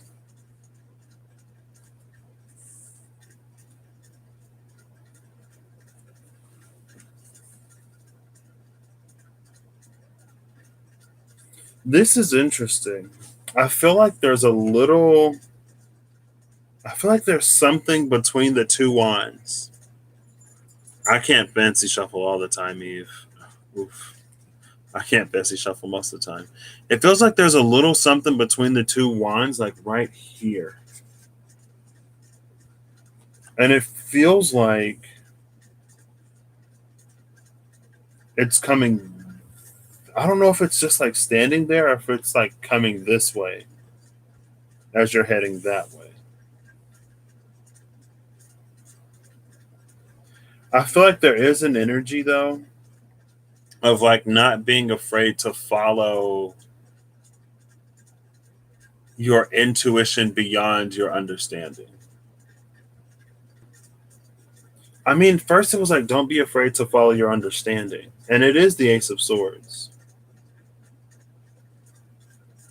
But maybe it's more of a sense of knowing. Like the things that you don't necessarily know why you know them. And it's like, don't be afraid to keep going with that. And I've never seen these two as standing up. This card is doing some weird. This card is doing some weird stuff I've never seen it do before. It's like standing up. It's like three-dimensional.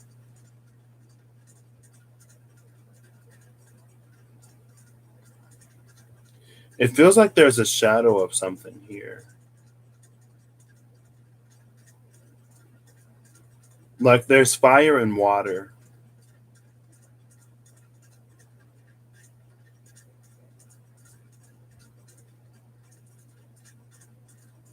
Ooh, Willow Pillow, hold up.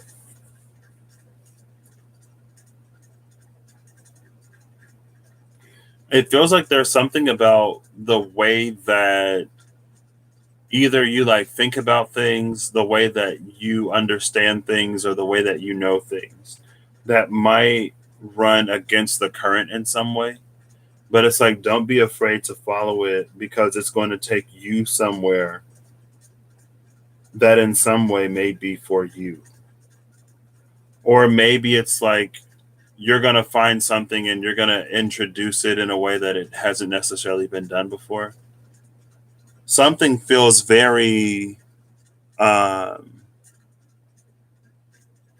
something feels very like not how I would typically read this. But again, it's an energy that's so interesting because it's like now this card has a depth and dimension to it that I had never seen before. And it's like it's moving. It's not static.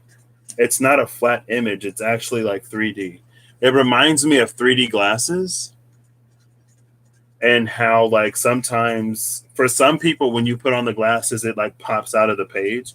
It feels like for you it's a very like pop out of the page energy, but for a lot of other people it might be flat, and because of that maybe you experience some.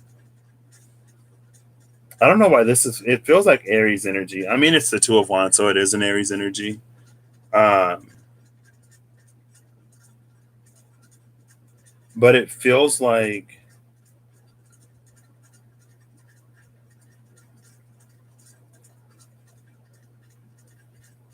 there may be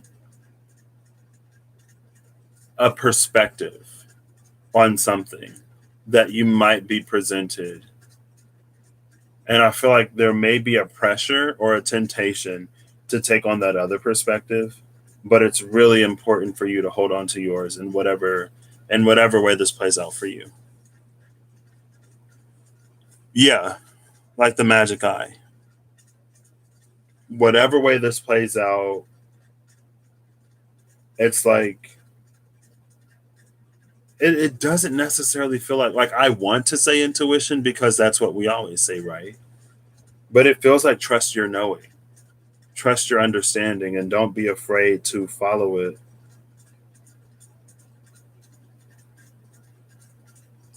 It also feels like there's an energy of a spark between these two.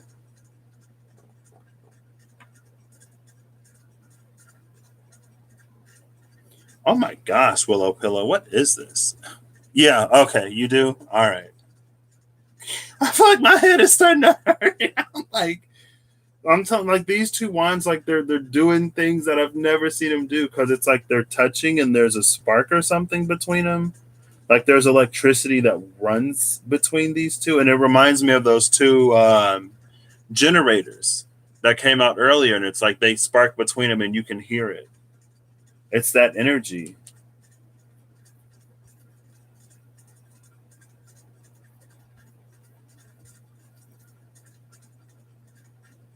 Maybe you're reaching up to something right now, and you're connecting to it, and it's gonna further your understanding in some ways too.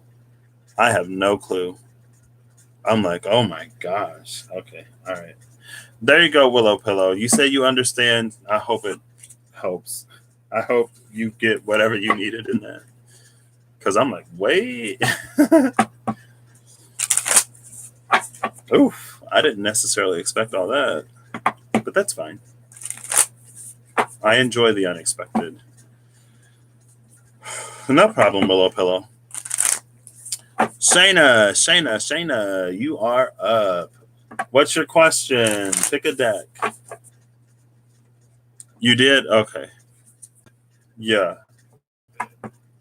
I feel like my brain is just like being flooded with wait.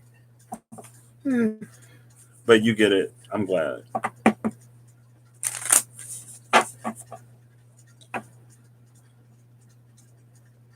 Okay, I can run through them again. I have the Wild Unknown Animal Spirits, the Wild Unknown Tarot, the Pride Tarot, the Spirit Keepers Tarot, the Mystical Dream Tarot, the Archangel Power cards, Magical Dimensions, Oracle cards, and Activators, the Yggdrasil Norse Divination cards, Shozen Tarot, the Vice Versa Tarot, the Teali Fortune cards. I have a Disology deck, the Universe Has Your Back cards, the Energy Oracle, Witches Tarot, a Spencer's Tarot card deck, Mirror Truth Lenormand, Angelarium, Oracle of Emanations. I have a Year 2 Angelarium deck.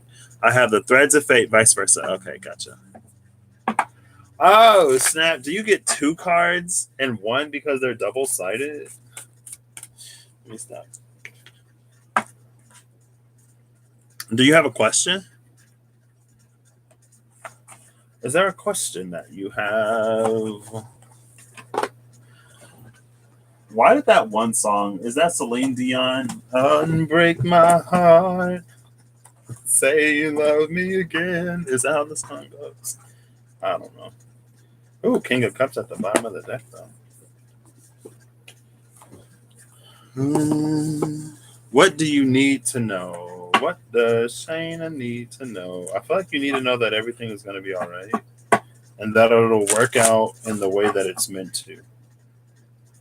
It feels like beyond your ability to plan or even anticipate if you have the flexibility to allow it to. Oh, snap. Well, here, another Wheel of Fortune, the Moon, and the Three of Swords. Bottom of the deck is the Nine of Pentacles.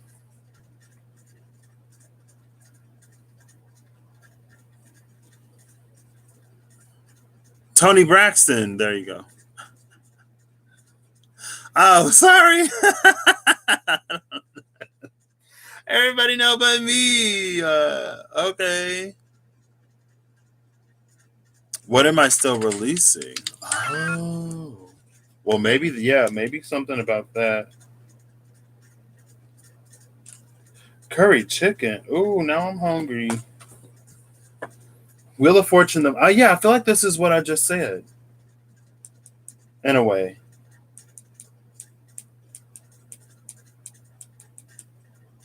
But with this side of the Wheel of Fortune, okay. The other side of the Wheel of Fortune is completely different. Upright for you.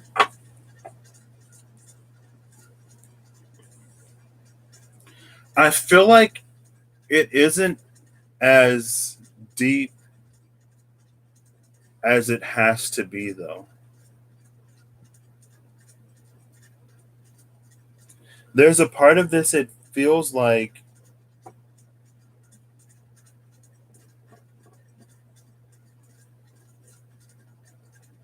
See, with her hand on this, it's stopping the wheel.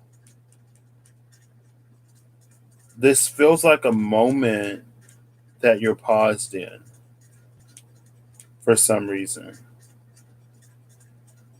And then it feels like the face on the moon in this side of the card, it's you. It feels like maybe there's a moment that you're holding on to for some reason, right? But it also feels that like something about the way that you're engaging and interacting with it keeps something from healing. Or it feels like picking at a scab or picking at a wound and making it worse in some way.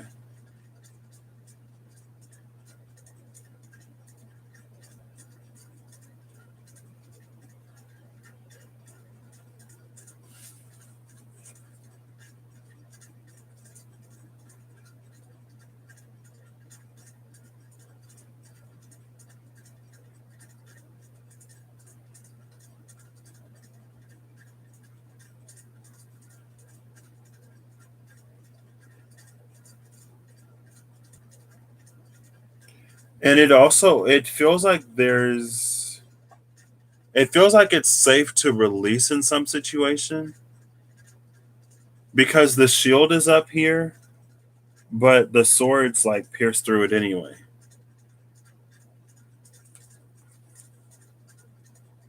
And it's almost this energy of like, it's just like a need to release in general or to release.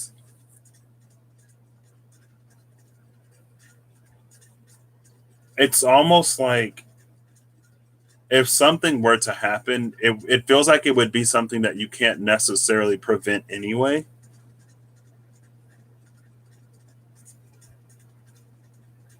Is that in the song?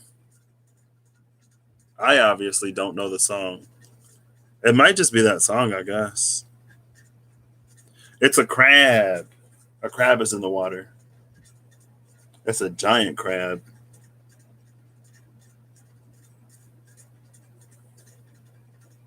And I feel like with the crab in the water, again, it's about lowering your defenses in some way. Because again, it's like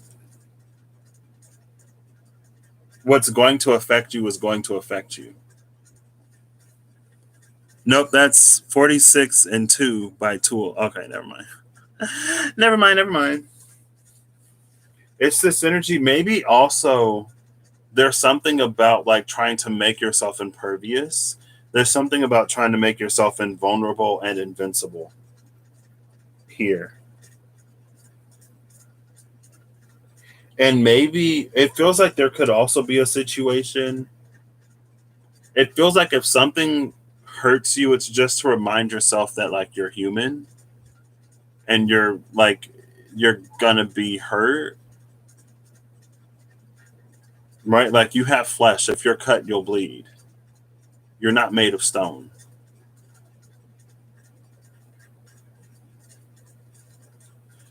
And it feels like here, this Nine of Pentacles energy is interesting.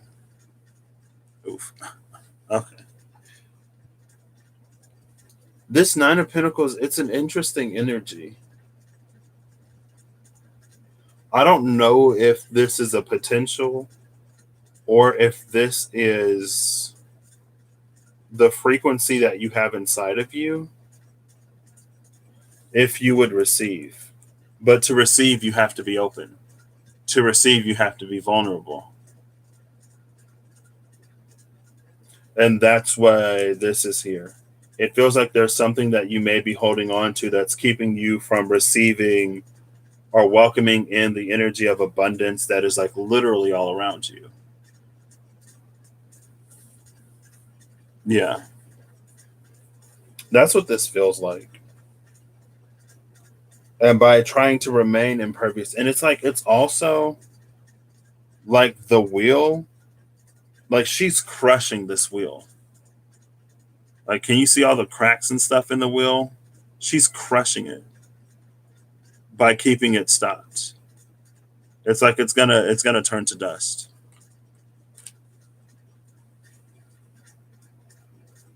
That's why the crab is in the water.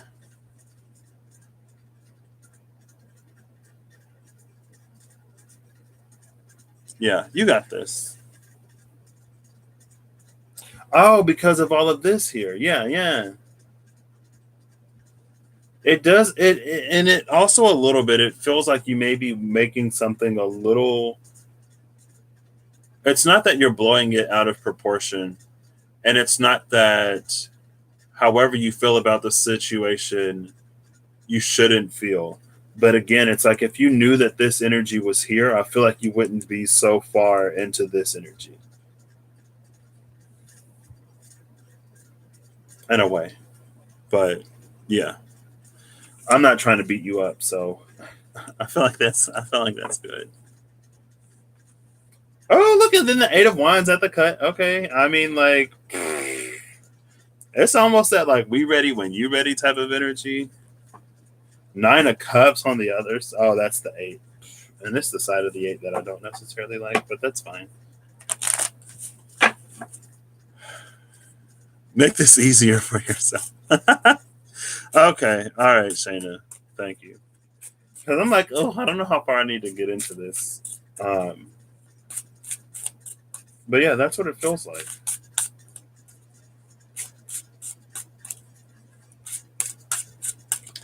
Eve. It does.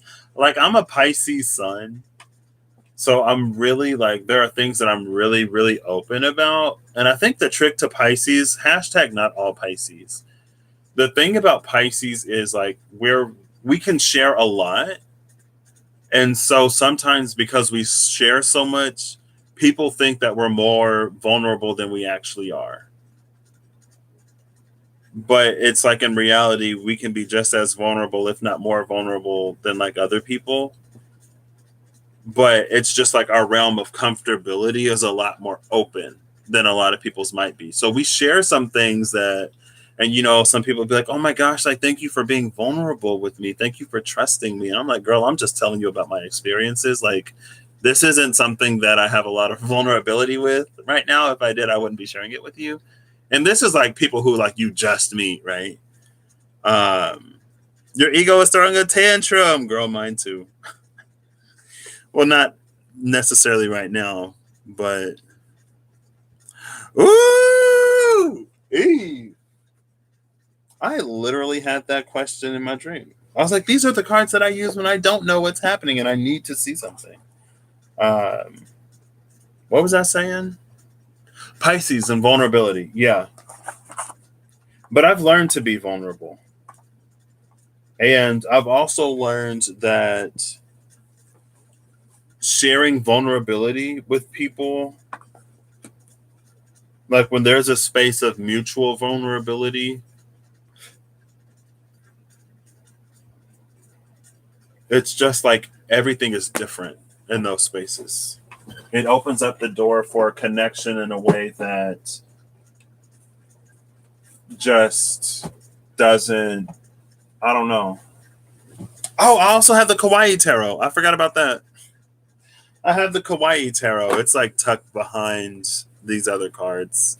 Oof. Wow, there was a whole other deck up there. I wasn't even counting it. Oof. Oofa, oofa, oofa. Which one do you want, Eve? The year 2 Angelarium or the I said I was like browsing Walmart. I was like, I want a new deck, and then I saw Kawaii. I was like, what? Kawaii. Do you want the you said Angelarium. So this one or the year 2? Kawaii Tarot. Oh girl, no. I'm good. I'll leave the Kawaii Tarot on the shelf. I'll leave that for the people who are interested. I'm not trying to have nightmares. I think they both have Duma. This one has 2 Dumas in it. This one has 1 Duma. Yeah, they both have a Duma. So nice try, Eve. Choose. I feel like the choice is part of your reading for some reason. It's like the one with this. It's like, well, they both have it. So me pick for the question of what you're not seeing. Well, for what you're not seeing, that feels like an energy of Tamiel, the angel of the unseen. And the angel of the unseen only is in this deck. The angel of the unseen isn't in this deck. So maybe there's another thing for you, Eve, about asking the right questions, maybe, in a way. Not necessarily asking the right questions. What is that? I don't know. Wait, the big one. Oh, oof. Well, okay. Wait, Eve. Eve is the angel of dreams, Reem. You said what the big one? Oh goodness! You said the big one. You said the big one. I made your choice. I shouldn't have made your choice. Even though you told me to pick, and then you pick Eve. Like, what are we doing here? What are we doing here? What's really going on? Oh, and look, it's Hod. Hod is the rune of the unseen. Hod in Norse mythology was a blind god. So, for Eve, what is Eve not seeing?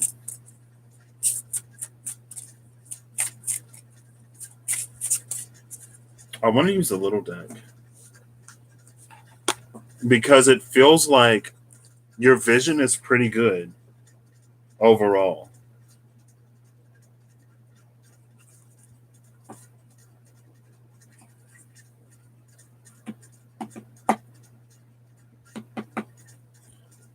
Oh gosh. Oh, Eve. Oh gosh. Oh. Yeah, maybe I should go with the bigger deck because I'm like, okay, I'm good. I think I just got a little headache. I got a little nauseous. I'm like, oh my gosh. Oh.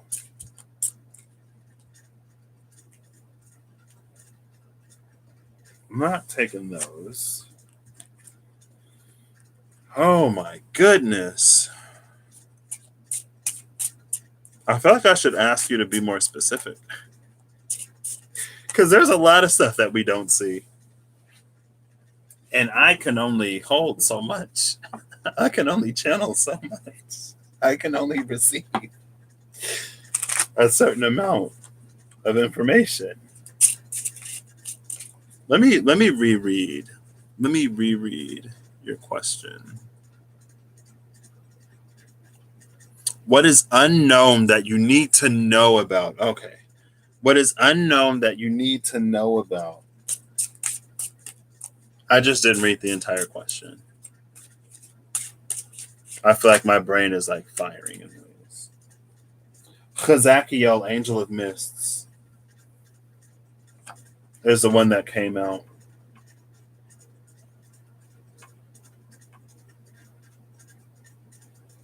Oh my gosh. Whatever is hiding from you, Eve, might be hiding from me. It won't even focus. Like, can you focus? Hello?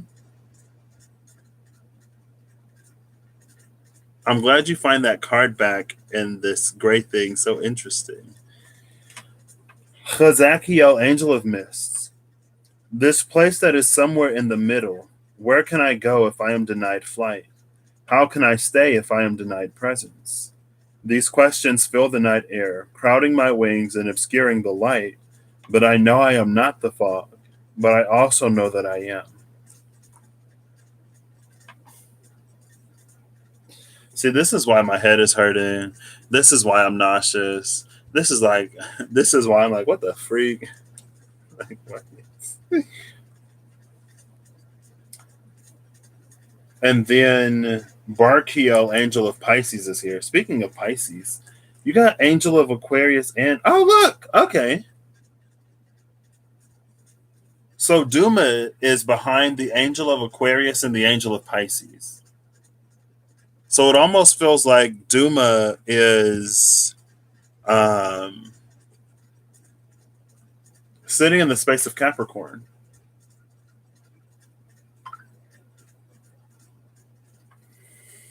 Oh my gosh. Duma has a wet moon in this deck. Or this Duma has a wet moon. A wet moon is when there's a crescent moon that's shaped like this. And it's called wet because if you poured water into it, it would hold it.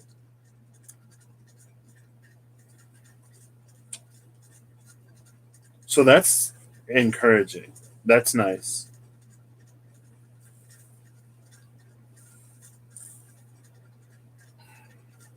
I don't even want to do this. I don't even want to do this anymore. Eve, what are you making me do? Oh, gosh. And Remiel, Angel of Visions, is behind Duma, Angel of Dreams. And look, they're connected because the wet moon is like behind the wet moon is Remiel. You see that? It's like the wet moon is Remiel's mask or whatever. Oh, goodness. Oh, wait. This was Duma. Yeah, Duma is here behind Aquarius, which was behind Pisces. I'm just going to read these and we're going to go for it. And if my head explodes on camera, then that was cool, I guess. I'll do some reverse time magic and put my head back together, I guess. Or somebody's going to have to. If my head explodes on camera, contact your local time master and ask them to rewind time so I can be like whole, right? So Barkiel, Angel of Pisces. When harm comes to the people, the relationships, and the things in our lives, we have to take time to help repair them. It's not easy, but bringing those pieces back together is what we have to be to live a good life. In those moments, we are close to Barkiel. Deep down, everyone has a nurturing aspect. Choosing to cultivate it helps bring us closer to our truer selves. So what really stands out to me here, it's bringing those pieces back together helps bring us closer to our truer selves. Oh my gosh. Oof. Cambiel, Angel of Aquarius. The process of creation requires us to draw something from within and bring it out into the world. We take the experiences and emotions that have been given to us and pass them along. The good, the bad, beauty, and pain. Those close to Cambiel know this process very well. To enrich those around us, we sacrifice a little piece of ourselves, pouring out our hearts in the hope that another vessel will take a drop of it with them. I feel like this is about the process of creation, drawing something from within and bringing it out into the world. And all the experiences and emotions that exist within us. And then Duma, what'd you say? Duma is an angel mentioned in rabbinical and Islamic literature as an angel who has authority over the wicked dead. Duma is a popular figure in Yiddish folklore. I mean, in this deck, Duma is just the angel of dreams. Authority over the wicked dead. I mean, Chazakiel is here, the angel of the mist, so it could be. Duma, Angel of Dreams. This deck has two Dumas. Languishing aloft, the master of dreams rests in repose. Among the stars it makes its nest, swathed in silver and gold. An untold truth is to be spoken aloud, lost to the chiming of a bell. An untold truth to be spoken aloud. The process of creation requires us to draw something from within and bring it out into the world. It's not easy, but bringing those pieces back together helps bring us closer to our truer selves.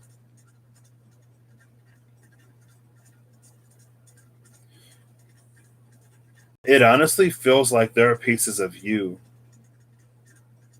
that you need to find, Eve.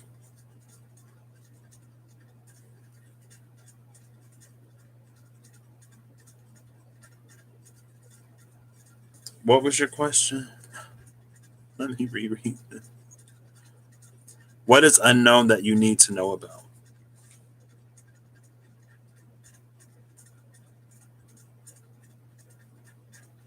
But there is this in between energy here. Have you seen Soul, Eve?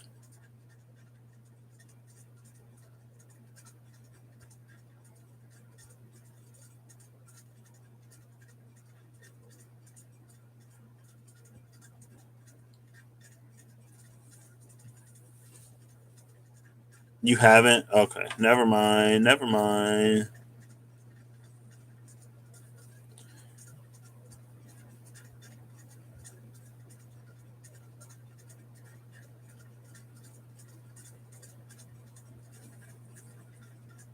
It got auto removed. What?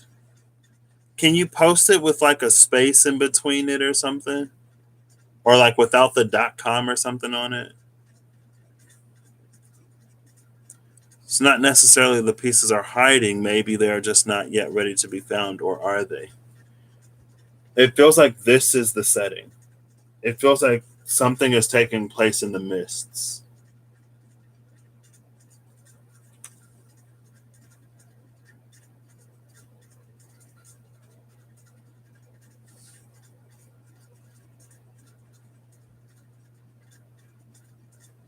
You know something is there, but it hasn't presented itself. Yeah. And so it's like they're not necessarily hiding, but they're hidden because of the nature. This is Niflheim. Um,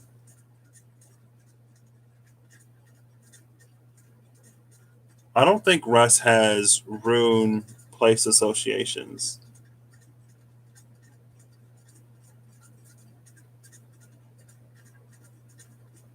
We have this deck. Help. Help us. Help me.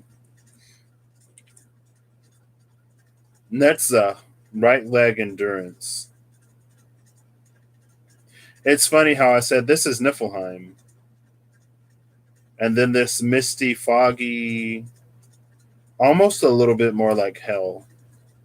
But Niflheim is the land of the ice giants. It's the Angelarium webpage. Oh. Netza.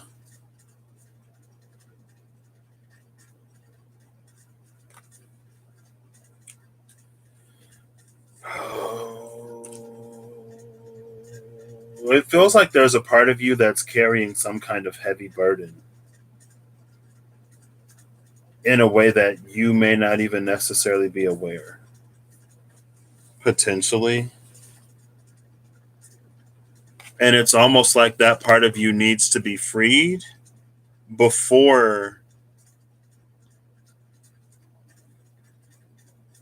it would even be able to find you, or you would be able to find it.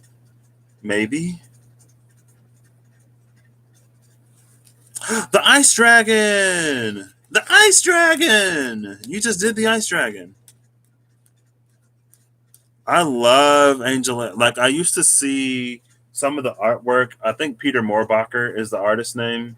I saw it on Tumblr, actually, in the days of Tumblr, where he like drew up the Angels of the Zodiac. And I was like, what? And then one day I found out that there was a Angelarium Oracle of Emanations deck. I was like, I will take that. And there was supposed to be an Oracle of the Watchers deck, but it never came out. But I saw that he had the year twos on the website for $20, so I bought him. And I guess usually you have to like go to the convention or whatever to get these. I don't know. But he has prints up of lots of angels. And it's amazing. I need to check again and see if there's more. I need to see if there's more. Yeah. So let's look at Netza, the right leg of endurance. And I think Kuzma actually came out here, the moon, yesterday.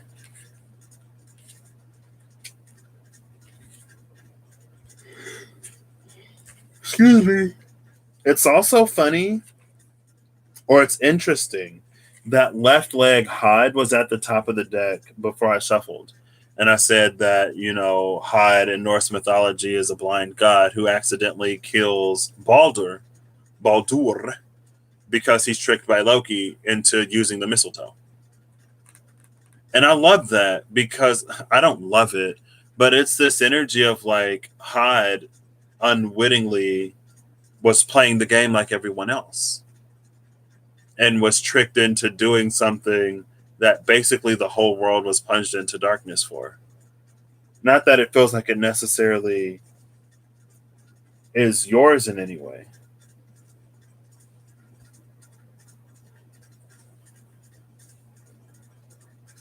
But it feels like maybe for Hod, there was a certain innocence that he needed to reclaim.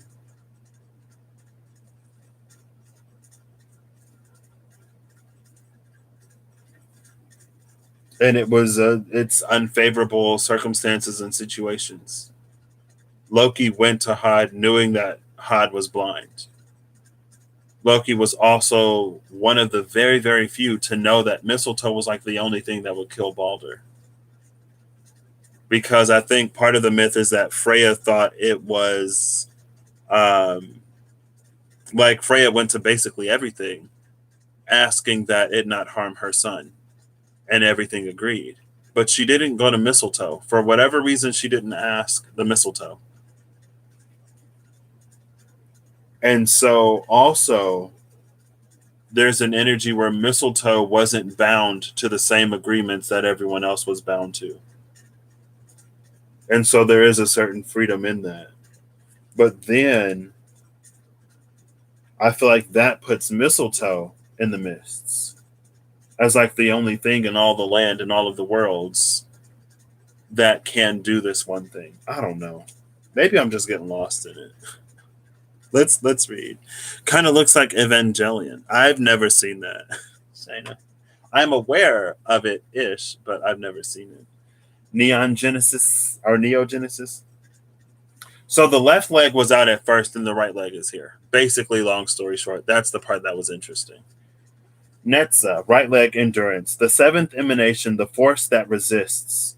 Stalwart in the face of adversity, this great leader carries us forth through our darkest times. Netza is the strength to endure, regardless of suffering. When we feel that we have reached our limits and yet new strength continues to emerge, we find the embrace of Netza. With any increase in life force, or with any increase in force, he too grows stronger. Each challenge is met with equal vigor. The green orb is both the weight of a great boulder upon our shoulders and the strength needed to carry it. Supporting the pillar of mercy, Netza is the closest we get to the base of the tree before merging back into the middle. His station is one of constant stress and strain, supporting the weight of the tree by pressing back upward against it, found in victory, exercise, and leadership. Don't bother with the 20 movies. Okay, that's nice to know, because I have been curious at points.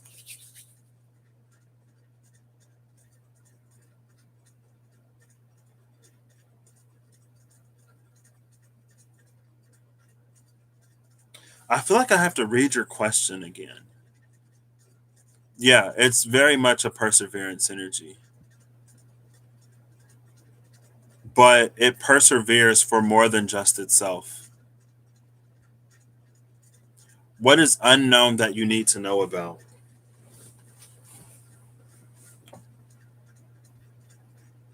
So maybe something that you need to know is that, like, oh gosh, there's a whole wave of emotion.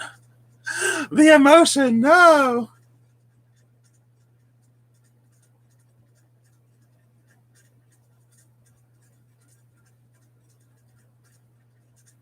It feels like you do a lot for a lot of people in ways that you honestly may never see.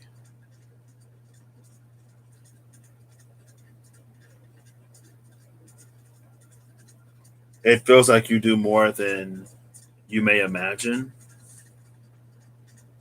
Oh my gosh.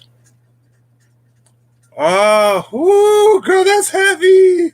That's heavy.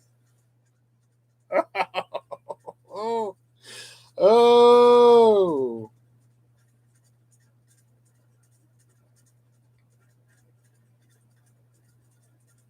Mm.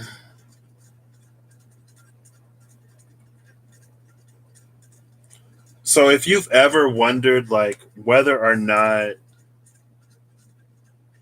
oh gosh, if you've ever wondered whether or not your presence here actually matters, the answer is yes. So much yes. If you've ever wondered if you'd be missed, you would be terribly. Um,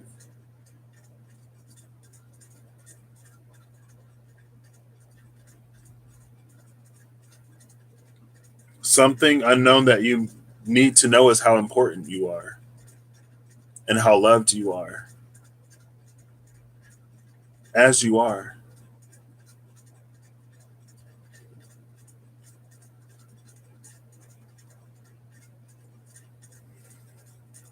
Wow. No, you're fine. You're fine.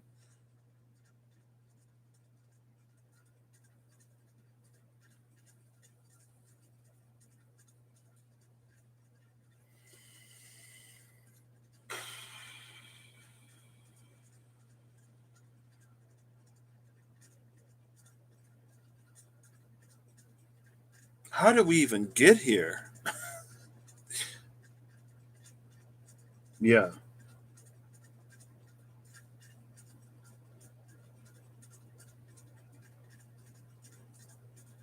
And it does remind me, it's like it is a wet moon. This moon is drenched. Um Whatever that line is, it represents it's like it represents the weight of the world and the strength to carry it. But it feels like you don't have to do that alone. The green orb is both the weight of a great boulder upon our shoulders and the strength needed to carry it. Where is his orb? Or her orb? Where is the orb?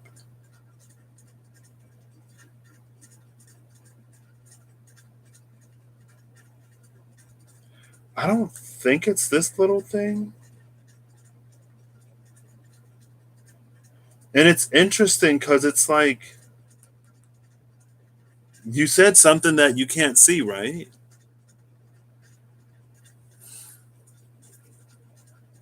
I feel like you can't even see what Netza is holding. Really.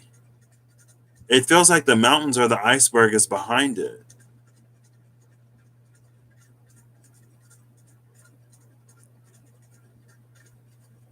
I don't know. This is,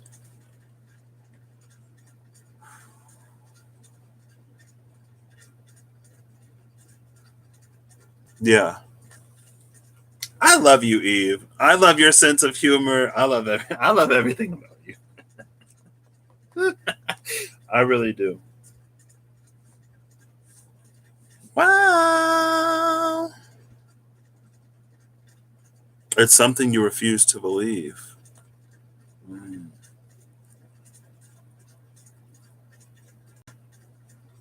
Well, thank you for giving me the opportunity to get to know you a little bit and to see you for all of who you are, or to see you for a lot of, not even a lot, to see some.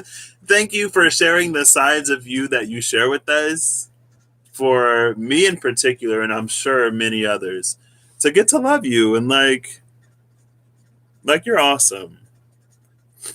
Oh wow! I whoo that just whoo whoo. It's fine. You don't have to. I'm just. Oh gosh. Yeah, that's why this Chazakiel is here.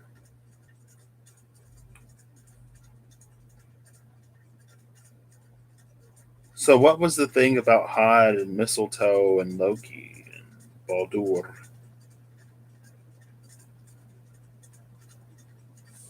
I feel like I'm over here like, so what was all that other stuff about? Well, like, what was all that other stuff about? And it's like, do you really want to get into it? I'm like, kind of, but also I feel like anything beyond this kind of sort of would start to get into like personal reading territory. I feel like some of this was already personal reading territory, honestly. Well, maybe not. Because I think a lot of us who find ourselves in spaces like this um, experience certain amounts of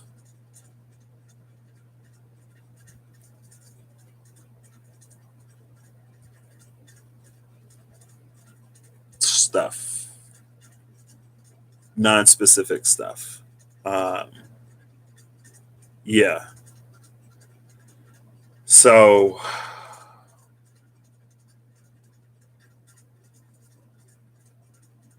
yeah.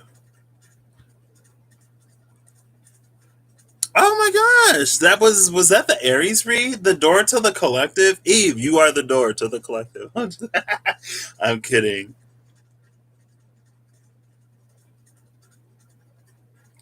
But it feels like it might be somewhere in the neighborhood of your door to the collective in a way. So potentially. Oh gosh. Thank you, Reem and Eve.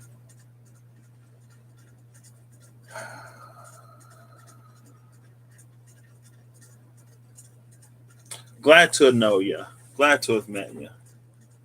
I'm glad I stuck around for this. Anyway, I feel like I should pull a card for myself now.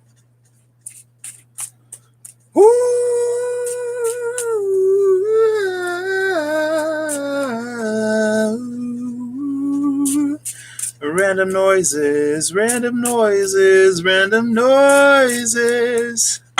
Do whatever. Sorry.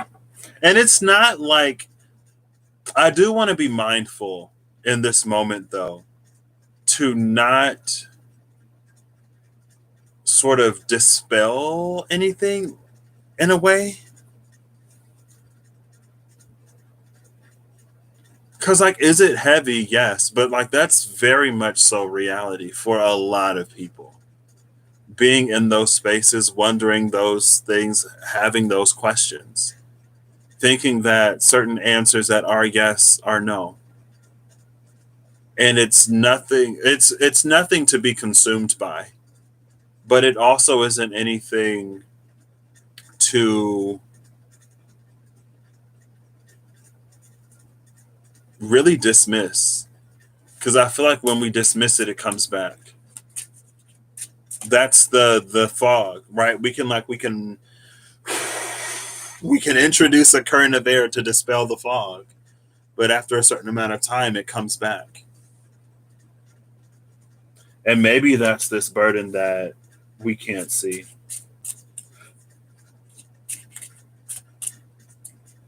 in some way. I don't know. I don't know. I don't know. I don't know. Who this? Barbie Yo, Angel of Scorpio. Oops. Oops. Oh gosh. Okay, just flip this thing all the way over. Oh gosh. Oh, that's a read for me. And y'all don't need to know where my brain just went. Cause it's mine. Oh gosh. Ah. Oh. Ooh, leave me alone. Wow, call me out. Oh, I thought this was Barkiel, Angel of Lightning. I am actually going to read this. So, Barbiel, Angel of Scorpio. Ooh, gosh, this is a read by itself. Don't ask questions. Oh, gosh. There are times when words fail and action must be taken. When trials beset our lives and no other course of action is available, we have to fight. The nature of this sign is to be an ally, loving in the easy times and harsh when the world demands it. Barbiel is our sword against the darkness. It is our power to strike back when necessary. The bottom of the deck is Shatiel, Angel of Silence. When words fail, there it is again. When words fail, Shatiel descends. The wind dies and the earth comes to a rest. In stillness, a new aspect emerges, the touch of an elusive angel. Space around it gains new meaning, held motionless by the grip of its presence. Fear not, it rarely lingers. Oh, wow. Why is Shatiel feeling like an assassin? Shatiel is feeling like an assassin where Angel Barbiel is like, well, sometimes you got to pick up the sword. Fear not, though. It'll be quick and painless. Ooh, why is this low-key almost kind of sort of feeling like Justice with that Five of Wands? Whew. Goodness. You don't even want to know, Shayna. You don't... Shayna, leave me alone. Leave me alone. Whew. It's fine.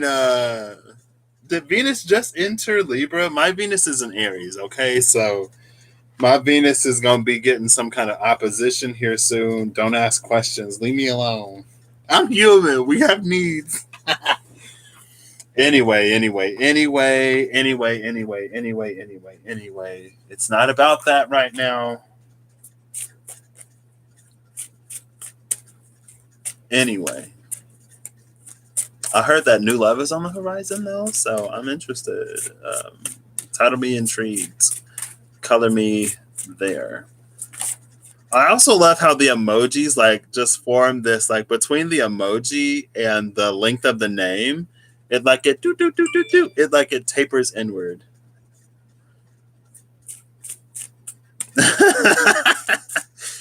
Oh gosh.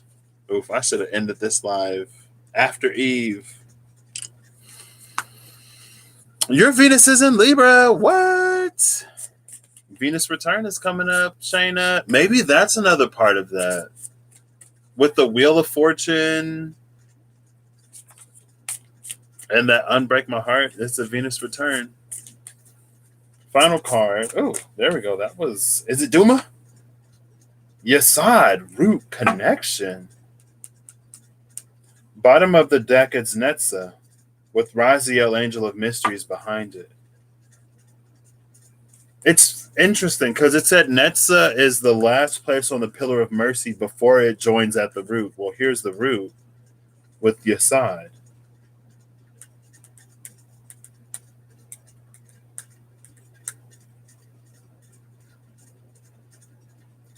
Honestly, this feels like some kind of orb switchery. Either the orb is being replaced or... See, this is that doorway. But it's like it's coming out to meet us instead of us going inside. And then it's almost this energy of like when two people from parallel universes meet, like when it's the same person from a parallel universe. And it's like if we were to meet or if we were to touch them, the fabric of the universe would tear apart with those two pentacles that were sparking between them, it feels like something is entering this space in a way that's going to change a lot of things from maybe a very fundamental level. I don't know what this is.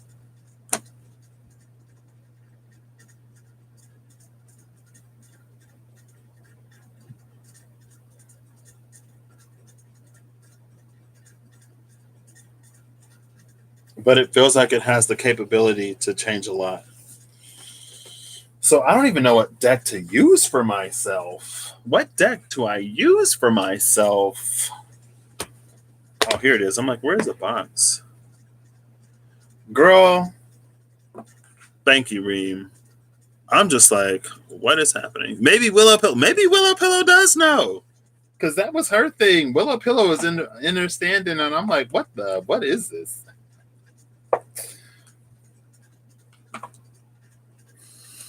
Ooh, you just bought the $20 cards. Hey, the little ones, I love them, honestly. Though, like, these were telling stories that I'm like, okay. Be ready, be prepared. I wonder if there's a year 3. What deck do I want to use for myself? I kind of want to use the Spirit Keeper's Tarot, I guess. Oh, gosh. What's my question? I guess my question is very much so whatever I'm not seeing that I need to be aware of. I had it in a dream. And so I guess I'll talk about it a little bit since we're here. Last night I had a dream, like right before I was waking up, and it wasn't a dream. It was like one of those thoughts that you get before you wake up. And it was like, oh, I need to go to that one deck that lets me see whatever it is that I'm not seeing. And like there was the dream me that was having the thought, and then there was the me that was observing the dream me and having the thought. And I'm like, oh yeah, like the Tarot of Dreams does that. But it was like a past me that had that didn't have the Tarot of Dreams yet. And in that, like, I don't even remember what deck I was thinking about because the me that was observing the me was thinking about the Tarot of Dreams. But anyway, I pulled some cards, and the Magician, Death, and the Eight of Cups came out. And in the Tarot of Dreams, it felt like it was basically this energy. It's like as we get closer to the source, magic changes. As we get closer to the source, energy behaves differently. As we get closer to the all, then our interactions change in some way. Because that's what energy is in some way. It's that which connects and binds all of us. It's like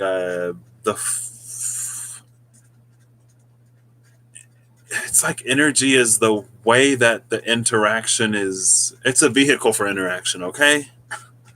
It's a vehicle for interaction. And it was that, like, as we get closer to the source, magic changes or energy changes, things change. Basically. So that was earlier today. And I was like, okay.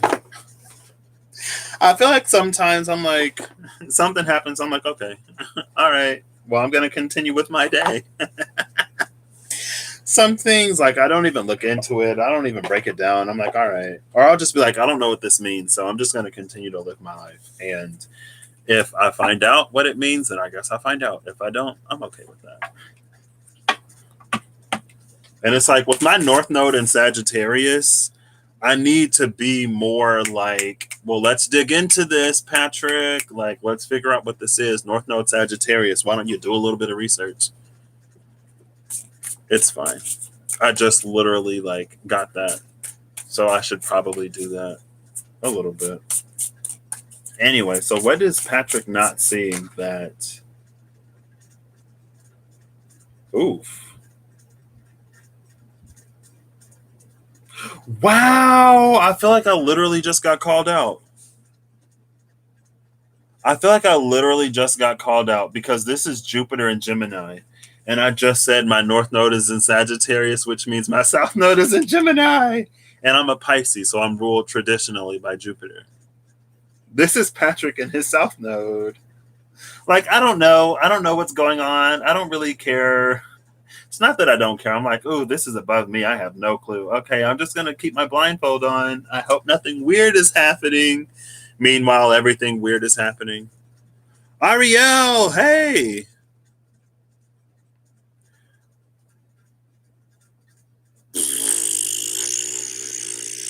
Shayna, I don't even know if I know how to Gemini sound. Oh, and look, Queen of Swords at the bottom of the deck.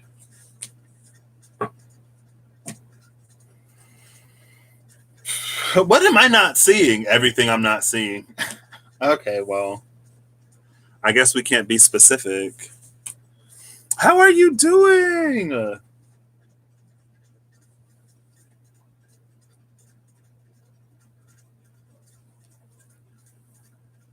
How are you, Ariel? The card's out, right? You're just asking for highest timeline and choosing to be open, have faith in you know where to go into the unknown. You'll hold that perspective, and that's what makes your pathway light up, regardless of what's going on around you. See, that's that openness that I've recently been coming into, because I still held a lot of resistance internally about who. Oh, it's literally this. Wow, call me out. Call me out. Different situations, scenarios, and reasons why I would choose to play small. Or I would not, like, I would separate myself from greater parts of me because it felt like responsibility or because it felt like whatever else. Sprinkling your light wherever you go. Doing well, but moving through some very weird energy. Oh, I wonder if that's why, like, before you left, you were like being pushed, girl. They had you working. Ariel was doing work.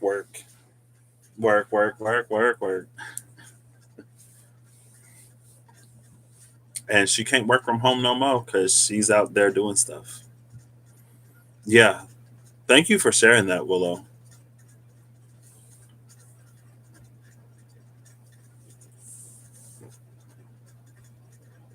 In this deck,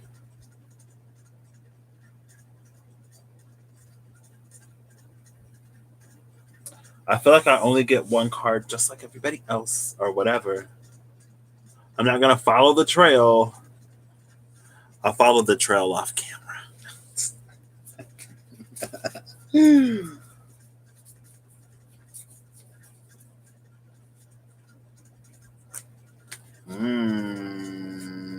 And then there's a Queen of Pentacles.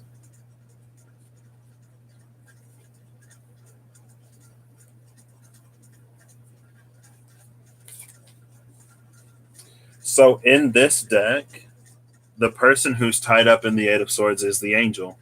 It's Temperance. This is Sagittarius. Oh my gosh. These are my nodes. It's an anti-node year for me. Ooh, that's what I should have did. You're like, okay. Your willingness to do what you are feeling guided to do right now, what you are being guided to do right now is admirable, Ariel, and I appreciate you sowing those seeds of light just like I'm sure others are.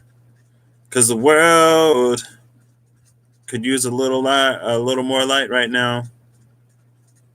You still true. You could have been called out. You could have been asking for love, and it could have been like, Reem, girl, you asking for it, but are you doing anything to get it? No. You need to let go of this toxic BS. You need to let go of that. So you're good.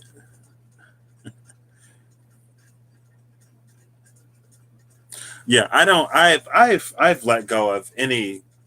Like that's been my trick. My trick for the past few months it's just I do it. I go with it. I flow with it. I don't ask questions. I hold no expectations, and that's why I'm just like, okay, this is happening. Okay, you want me to do this? All right, and then I just continue to do whatever I was doing.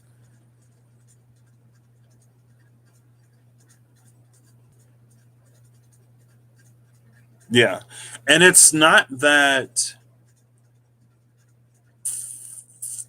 there's just something about the way you see things, Willow Pillow, that feels like that perspective. It's like it's important for that perspective to also be shared. It's important for that perspective to also be at the table. So yeah,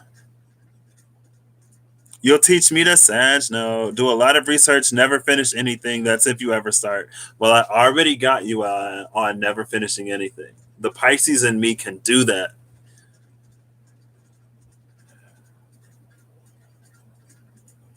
Yeah. Ooh, girl. Once you shift into that deep trust, that's when you start doing all the stuff. You start doing all that stuff. It's like, okay. So anyway, the Eight of Cups.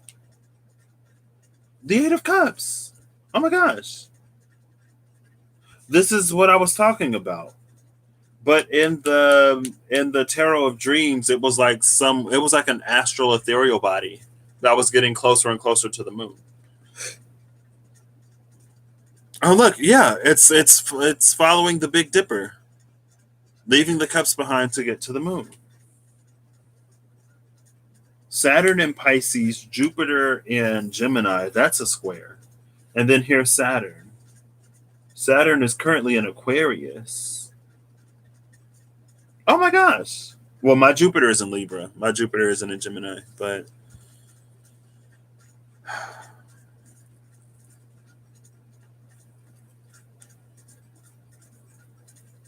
you went there a couple of years ago. Wait. And it was weird anytime you weren't in nature. Hmm. Why is everyone moving so? You're not in Hawaii anymore. You're not in Kansas anymore, Dorothy. You're in Oz now. Oh my gosh, why is that like literally gonna be me though? As soon as I start work, it's like it is not gonna be the pace I've been used to. Maybe it will be though. I can manifest like a good pace. But with this company and with them being short staffed, it probably won't be, but that's fine. It's fine. It's an opportunity for me to shine, right?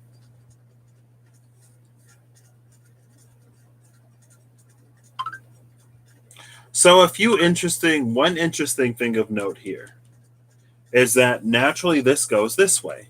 And you can probably tell why, right?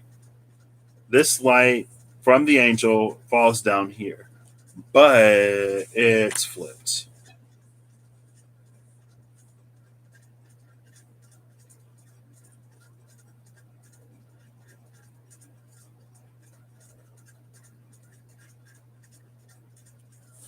This reminds me of Auntie M. Auntie M. I talked to my best friend M today. Oh my gosh, that is so funny. My best friend M is in Hawaii right now. And so when I say you're not in Kansas anymore, well, Annie M done left Kansas and went to Hawaii too. So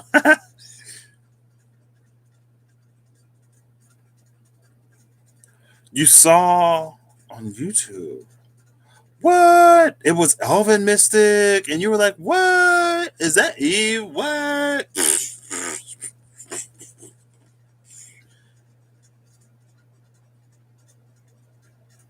I still need to check out. That reminds me of the dream I had the other day. I was like, "See, this is why." I'm just like, "Oh, okay," and then I do nothing, and then I do nothing. Anyway, oof, I'm being so rude to myself right now. Oh, it's fine, girl. It's fine.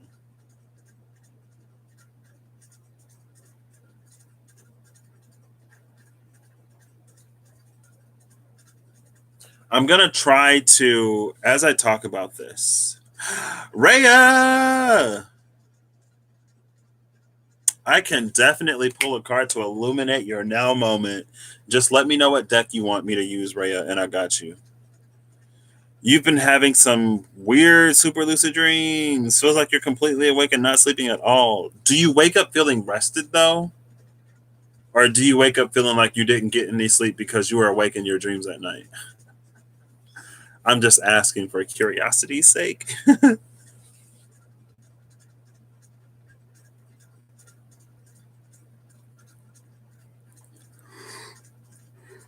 Excuse me. No. Nice. Excuse me. It's nice that you still feel rested. Wait, when you say nope, not at all, do you mean no, you don't wake up feeling like you haven't slept? Or that you do wake up, you feel totally awake, you sleep for like 3 hours from 4 a.m. on. You sleep from 4 a.m. on, I wake up at 4 a.m. I'm up at 4 a.m. again. Not sure. You're telling me to pick. Okay. Your question was to illuminate your now moment. What is a deck that I go to when I'm seeking illumination? And I feel like it's interesting. Just the question itself is interesting. Because it's the same as, like, what am I not seeing that I need to be aware of? It's the same as what is hidden. But when you ask for illumination, the energy is different. The relationship is the same, but the energy is different. And I just said that energy is something that holds relationship between things. Oh, gosh. Okay. Where do I want to go? I don't even know where I want to go. I don't even know where I want to go. I don't even know where I want to go. Let me go back to your question. You hit a snag today. Processing. I want to go to the Osho Zen Tarot. And I almost forgot I had this deck.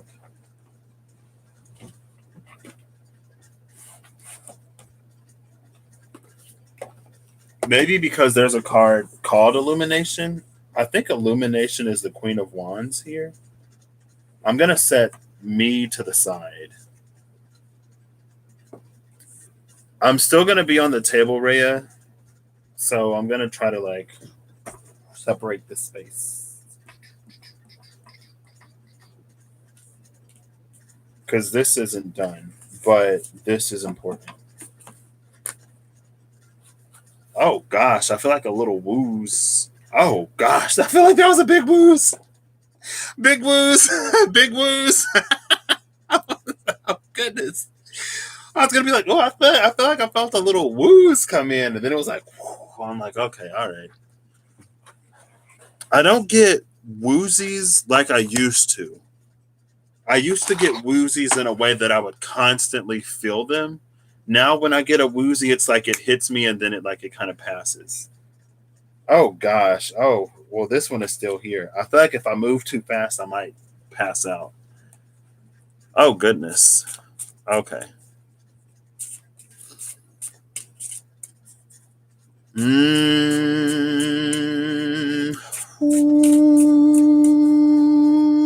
Okay. I don't know which chakra that is, but that is a high one. That is a high one. I need some chips for this one. I had a pancake earlier today. I had a pancake in a cup, Rhea. I ate it.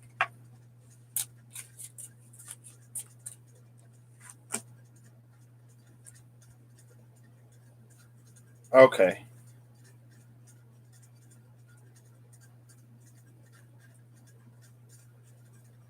Oh my gosh, girl.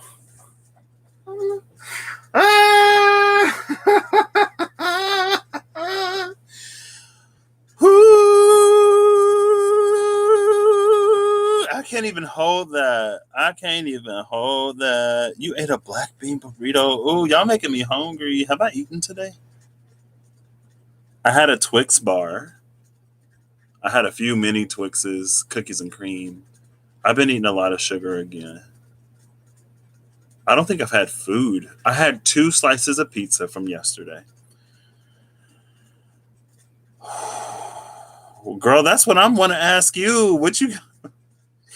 Oh, what y'all got me? What are y'all coming to me with tonight? Hello, excuse me.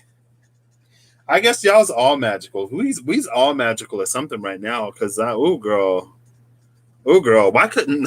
Let me stop.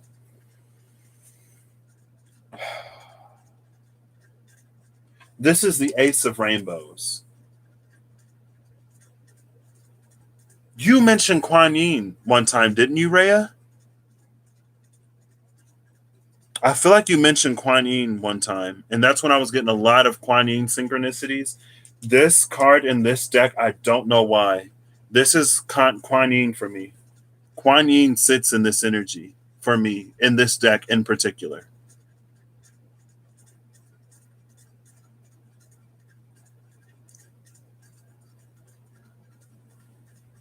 And then Beyond Illusion is here with Inner Voice under that. And both of these are a 2. This is the 22. This is the 2-2. A 2-2. Don't forget to have fun. I feel like there's an energy of things that you are being guided to do right now. But it feels like there's a certain grace that you can have with it, and there's fun in the flow somewhere. Maybe, potentially. She's making you feel cozy. Well, she's making me feel woozy, girl. I'm like, what the? Oh.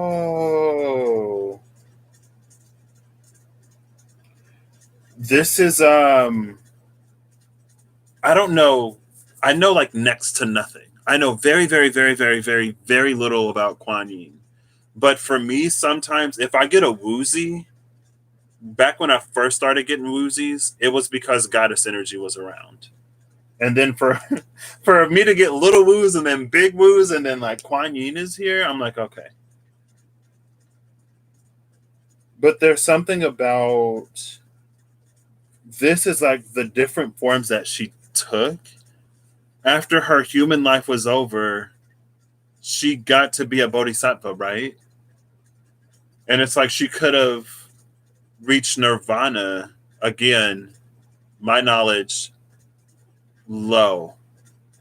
It's like she could have escaped the mortal coil.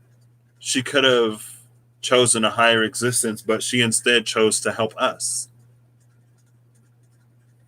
Right?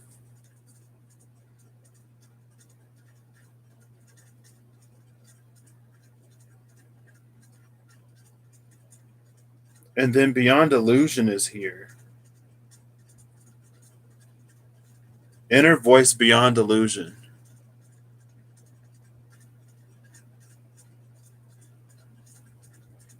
With maturity.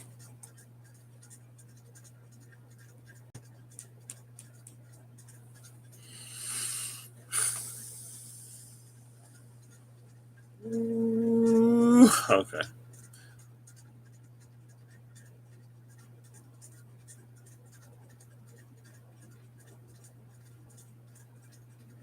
The thing you ground to has changed. I think somebody said something about that recently. Reem did. Reem said that in the Aquarius video yesterday, instead of grounding on Earth, you're like grounding in the air. You're grounding in wind or something like that. I think. Ooh, he's been fasting lately. Okay, Brea, back to you. You were silent before for a big reset. Right now, I feel you were. I remember that. I remember when you were saying that.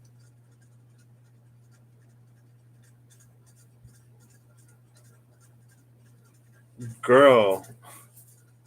See, this is like something, honestly, something like this for me this is like personal reading territory. This is like, hey, like shoot me a text message and either I can record you a personal video or we can like, I don't know if you're on Discord, we can do a video call or something like that. Goddess energies aren't ones that I necessarily feel comfortable like fully going into in a public forum, especially if it feels like they're presenting themselves to someone more personally. Like if it was like a goddess energy that felt like it was appearing before the collective, like that's one thing, right? And I don't know if this is like necessarily extremely super like specifically for you, but you asked the question, I got the woozies, Kuan Yin showed up, and the way she shows up to me,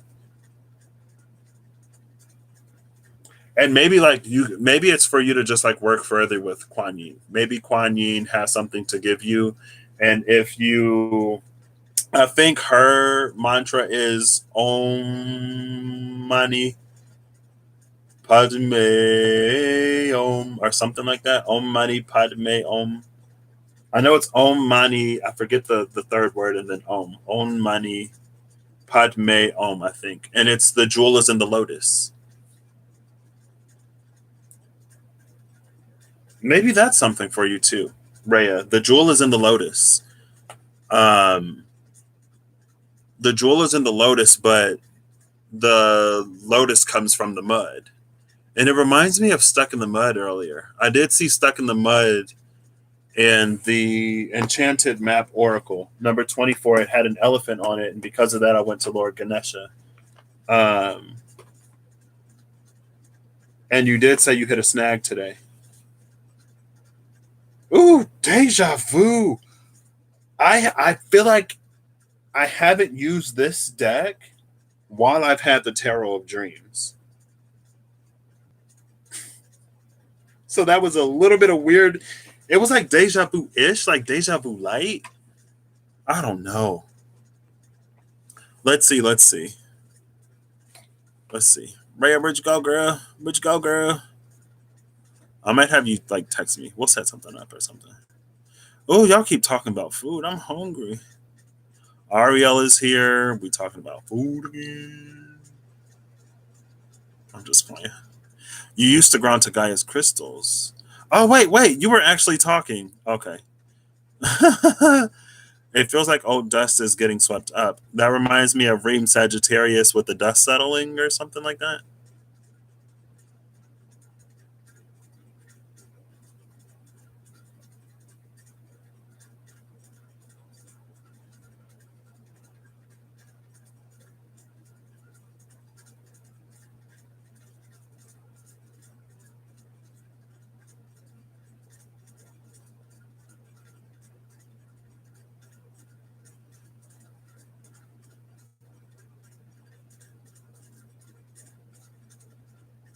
Okay, y'all talk about sweet potatoes. I would prefer a regular potato, like a French fry. Ooh, like a French fry. French fries. Sorry. Being misgrounded, not ungrounded. Ooh. Ooh. I was gonna do Aries today too. I sent Reem a message. I was like, I'm feeling like doing a reading today. I'm feeling Aries, but I'm gonna let Siri decide. And Siri chose Capricorn instead of Aries, so I didn't do Aries today. Jewel in the Lotus seems very right for you, Rhea. You used to have her Wild Oracle deck. Oh, you'll speak with her. Oh gosh. Okay. Hey, Demi-chan. Or Damika? Is it Damika? I feel like it's Damika. Maybe it's not Damika. Let me know. Yeah, so Kuan Yin holds something for you right now, Eve. Glad to have you here, Rhea. Glad to help you not freak out. Parmesan garlic chips and salt and vinegar. I had a jalapeno kettle chip. It was so good. Demetra? Or Demetra? So it's Demetra. Okay. Oh, y'all making me hungry. Demetra. Okay. Hey, Demetra. Aries was last for your sweet and sour readings. You did Taurus and Pisces already, I think. Whoo! Oh, goodness. Okay. I feel like this wooze is still sitting in me, Rhea. I feel like this wooze is in me. Bring the wooze. The jewel is in the lotus. Om money. Padme Om. See, that's like when I was getting that whoo. Sa re ga ma pa. Hoo da hoo da hoo. It might be in the third eye. I think that's the third eye. Because then it's knee. And that's like, yeah. So, third eye, the jewel is in the lotus. Kuan Yin. Third eye. Look at this third eye. Oh my gosh, it almost looks like the third eye is blossoming into a lotus in the Beyond Illusion card. A little bit. It's the jewel. The jewel in the lotus is the third eye? But you hit a snag today. Anything, does this illuminate? Yeah, Kuan Yin holds the illumination for you in whatever way. The jewel is in the lotus is from the mud. So if you feel a little bit stuck in the muck, stuck in the mud right now, there's a lotus blooming and a jewel that's going to be formed. I haven't watched your latest video yet. What was it? The Story of Creation Part 2 with Adam. But I did watch. I feel like I just watch videos and like it. I don't necessarily comment. But the one with the ladybug and how you were talking to your friend and how you helped your friend through something. So something about service is here. And Kuan Yin was also about service. From what I remember, Kuan Yin's father wanted to marry her off for some political reason or to get money, but she was devoted to her faith. And so she went to the nunnery. And basically, she went to live in a temple and she devoted herself to, she was Buddhist, I believe. Again, my knowledge is not complete. And her father pulled strings to make her time there especially difficult. But she didn't, like, she remained devoted. She just did it. And then my friend was just telling me about her story. Oh, it had mud in it. Okay.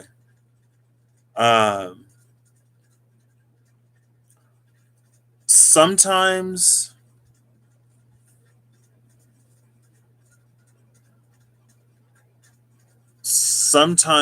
when we, oh, that's weird. Girl, where are you taking me, Rhea? Rhea, where are you?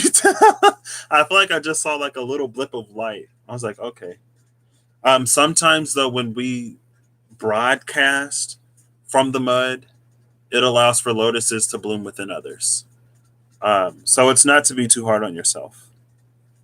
Oh yeah, so that's her story.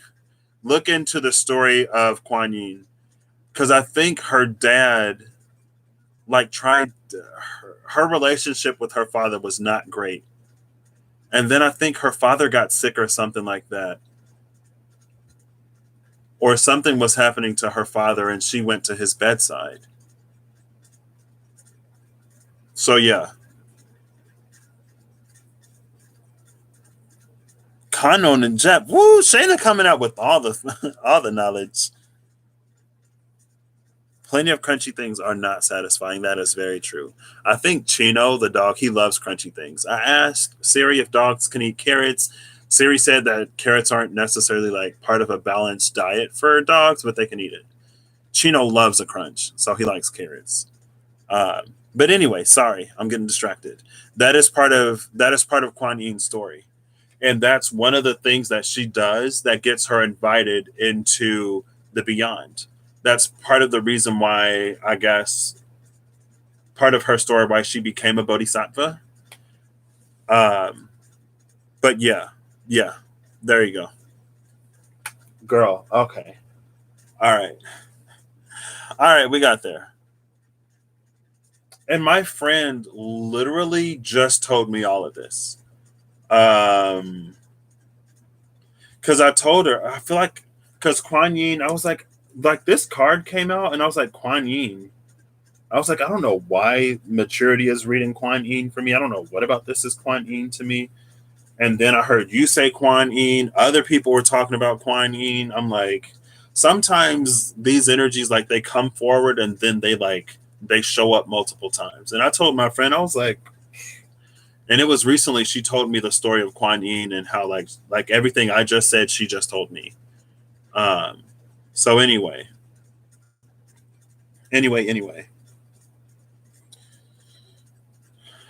your sister's dog loves cucumber slices. Chino would probably like cucumbers too because they're pretty crunchy. I tried, like, there was a super like crisp and juicy apple. It was so good. I tried to give Chino some apple, and again I asked Siri. Like, I didn't do thorough research, but I asked Siri like, "Hey, can dogs eat this?" And Siri lets me know. But Chino wouldn't even eat it. So I put peanut butter on it to get him to see that like it was actually good, but he just licked the peanut butter off of it. And it was a good apple that I threw away. Well, I cut it so it wasn't the whole apple, but anyway. Anyway, that's what this is. Thank you. Beyond illusion and inner voice. Ooh, girl. I did not necessarily expect that, but I am glad to be of service. Oh, goodness.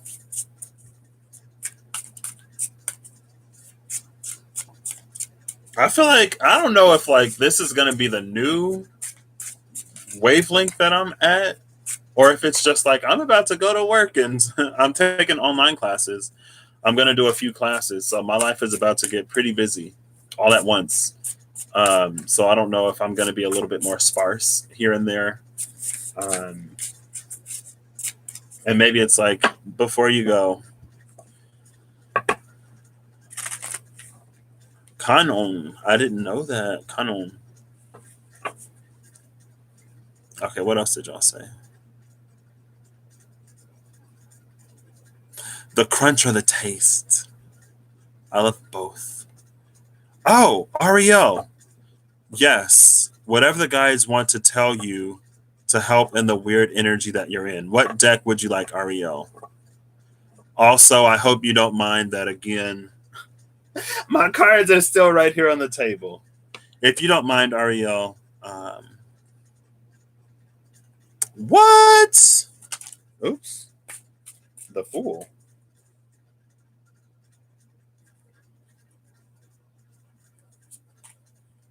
I don't know if this is for you, Ariel, but The Fool and Playfulness just came out.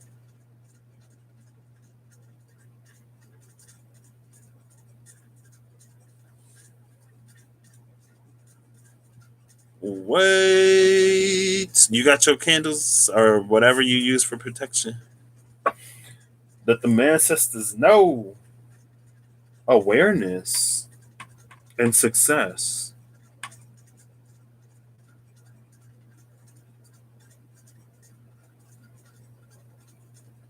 It feels like this awareness is like cutting the shadow in half or something.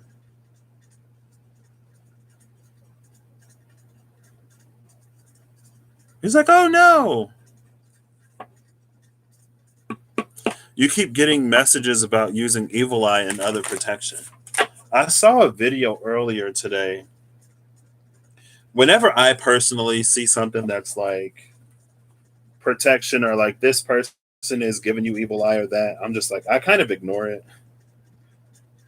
Because I'm like, I don't want to engage this. But also, maybe sometimes it's like, I need to be aware of it. But what was it? It's something, it was like, this person can't attack you anymore or something like that. I don't know.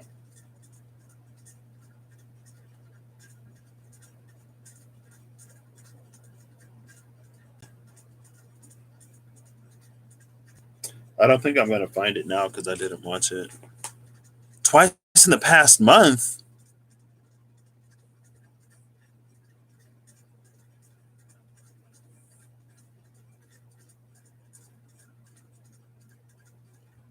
Wait, you've been wearing your eye ring and triquetra charm a lot. Does triquetra also do with protection? The like most of what I know about the triquetra is like charms. If not everything that I know about the triquetra is from charms because it was on the Book of Shadows. You're gonna move it to your room. A psychic tried to trick you into giving her money, saying you would get psychically attacked. What? Is people out here attacking people to get money?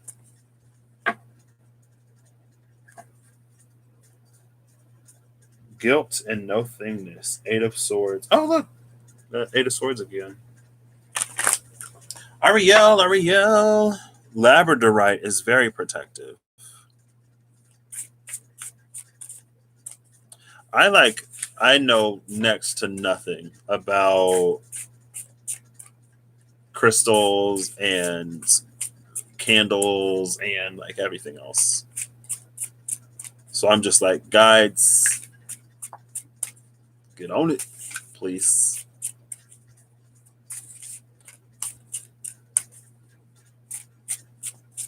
I know about the rule of three.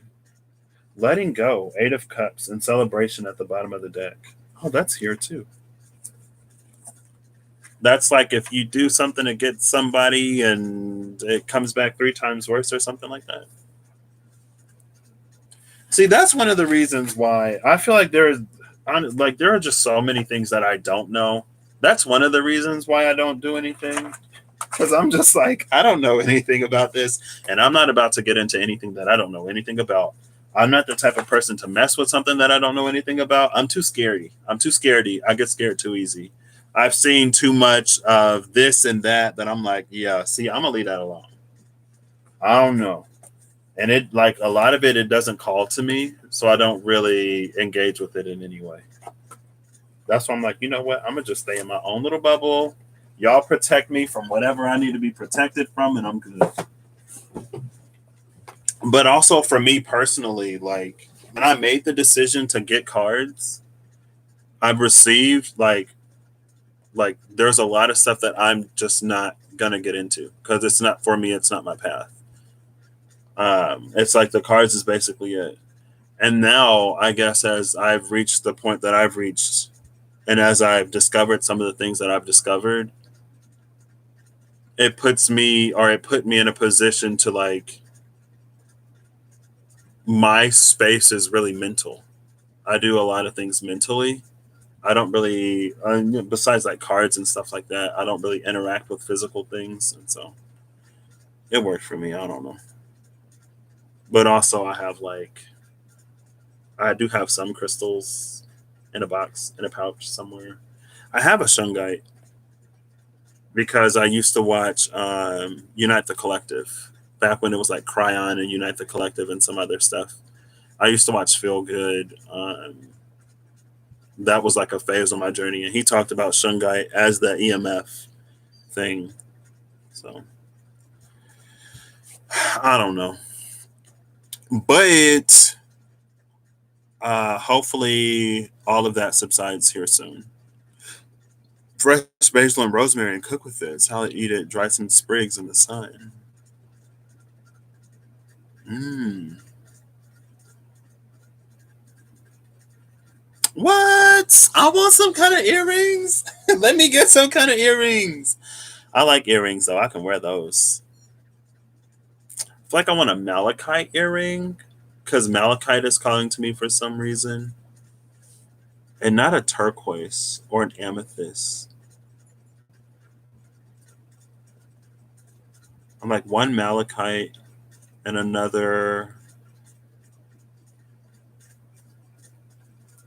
I don't know. I feel like I'm gonna say like terpsichorite, but I'm pretty sure that's like not a thing.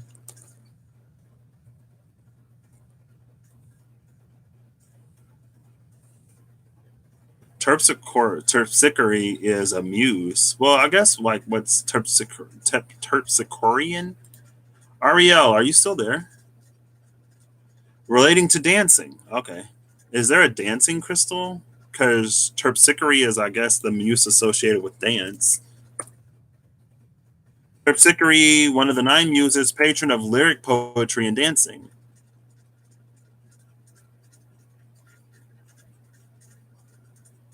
I don't know what a dancing crystal is.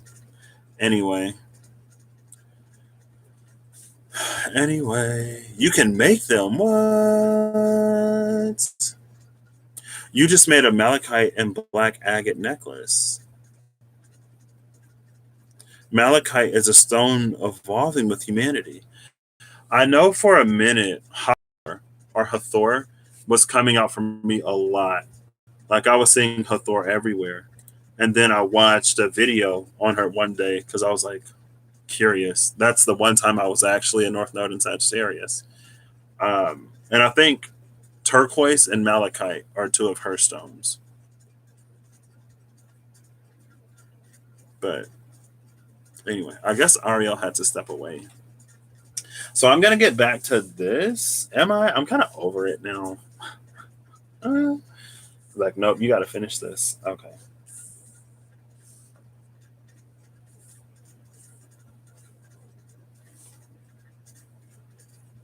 Oops.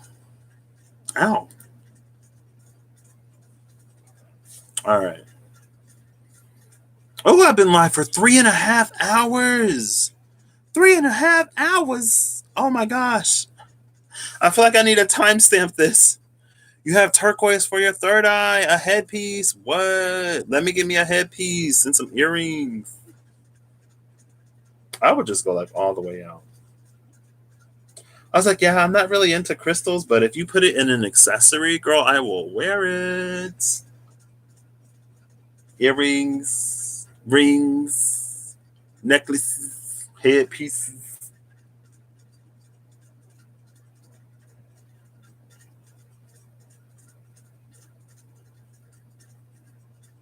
I feel like this. Oh, okay, yeah. Like I'm just gonna read it how it's coming to me. Okay. It feels like this queen with the Queen of Swords. The swords, the queens in this deck are shields and they're protectors. Swords are associated with knowledge. So it feels like there's some things like behind the veil in a way that are typically shielded that I know in part or I'll receive in part. It feels like I could probably complete this knowing in some way, but I choose not to. I feel like this is like those things that are coming to me for me to look into. It's time for me to actually do it. And there have been certain things recently, and I'm just like, eh.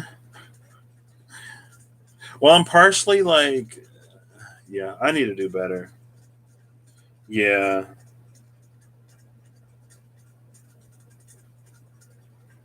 And also, too, like my brain, if you can't tell, my brain works in metaphors and stories and relationships between things. That's just how I'm built. That's how I operate. I attribute it to my Mercury in Pisces in my 12th house.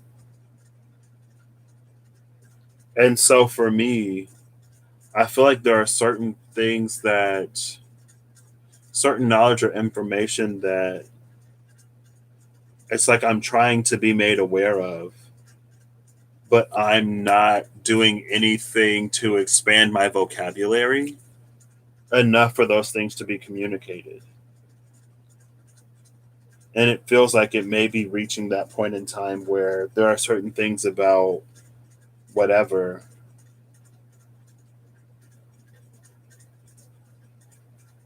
that I'm meant to start journeying into.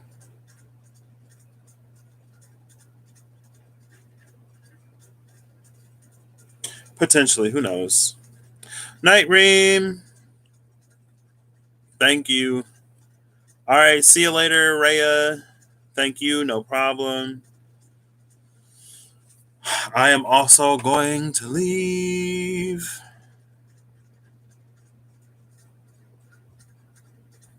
I hope you all have a good whatever whenever you see this. I hope you're acting in alignment to make all that you wish to experience your reality. I'm glad that I was able to like give back, I guess, in a way. I'm glad I was able to. Who was that? Hello? The initiate. Maybe the fool and playfulness was for me. That's the fool though. This came out for Capricorn when I did the cardinal signs, the cosmic egg, the Orphic egg. So, no problem, no problem, no problem. I'm gonna get some food because I don't know if I've really eaten today. I hope you all have a good whatever whenever you see this. I hope you're acting in alignment to make all that you wish to experience your reality, and I hope that whatever you need and whatever way you need it, you find it. I wish you all the best. And more than I have to give, I wish for you.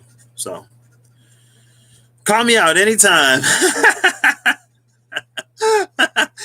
Oh, girl, I'm the same, though, honestly. I'm like, it's time for me to move. Bottom of the deck is the Archangel Commander, King of Swords energy. Just saw that Queen of Swords. Top of the deck is the Hanged one, the Hanged Man, the Outlaw. Yeah, see, it's like it's time. It's time to get out of the tree. Archangel Commander is like, okay, all right, well, it's stuff for you to do now. So your time in the tree is over, pal. We're cutting Odin down. We're cutting them down. Aw, no problem, Willow Pillow. All right, I will see you all later. Again, there's some fireworks outside that you probably didn't hear. There's some more fireworks. There's the third. 3 fireworks. 3 of Wands energy, I guess. I see you shudder with anticipation.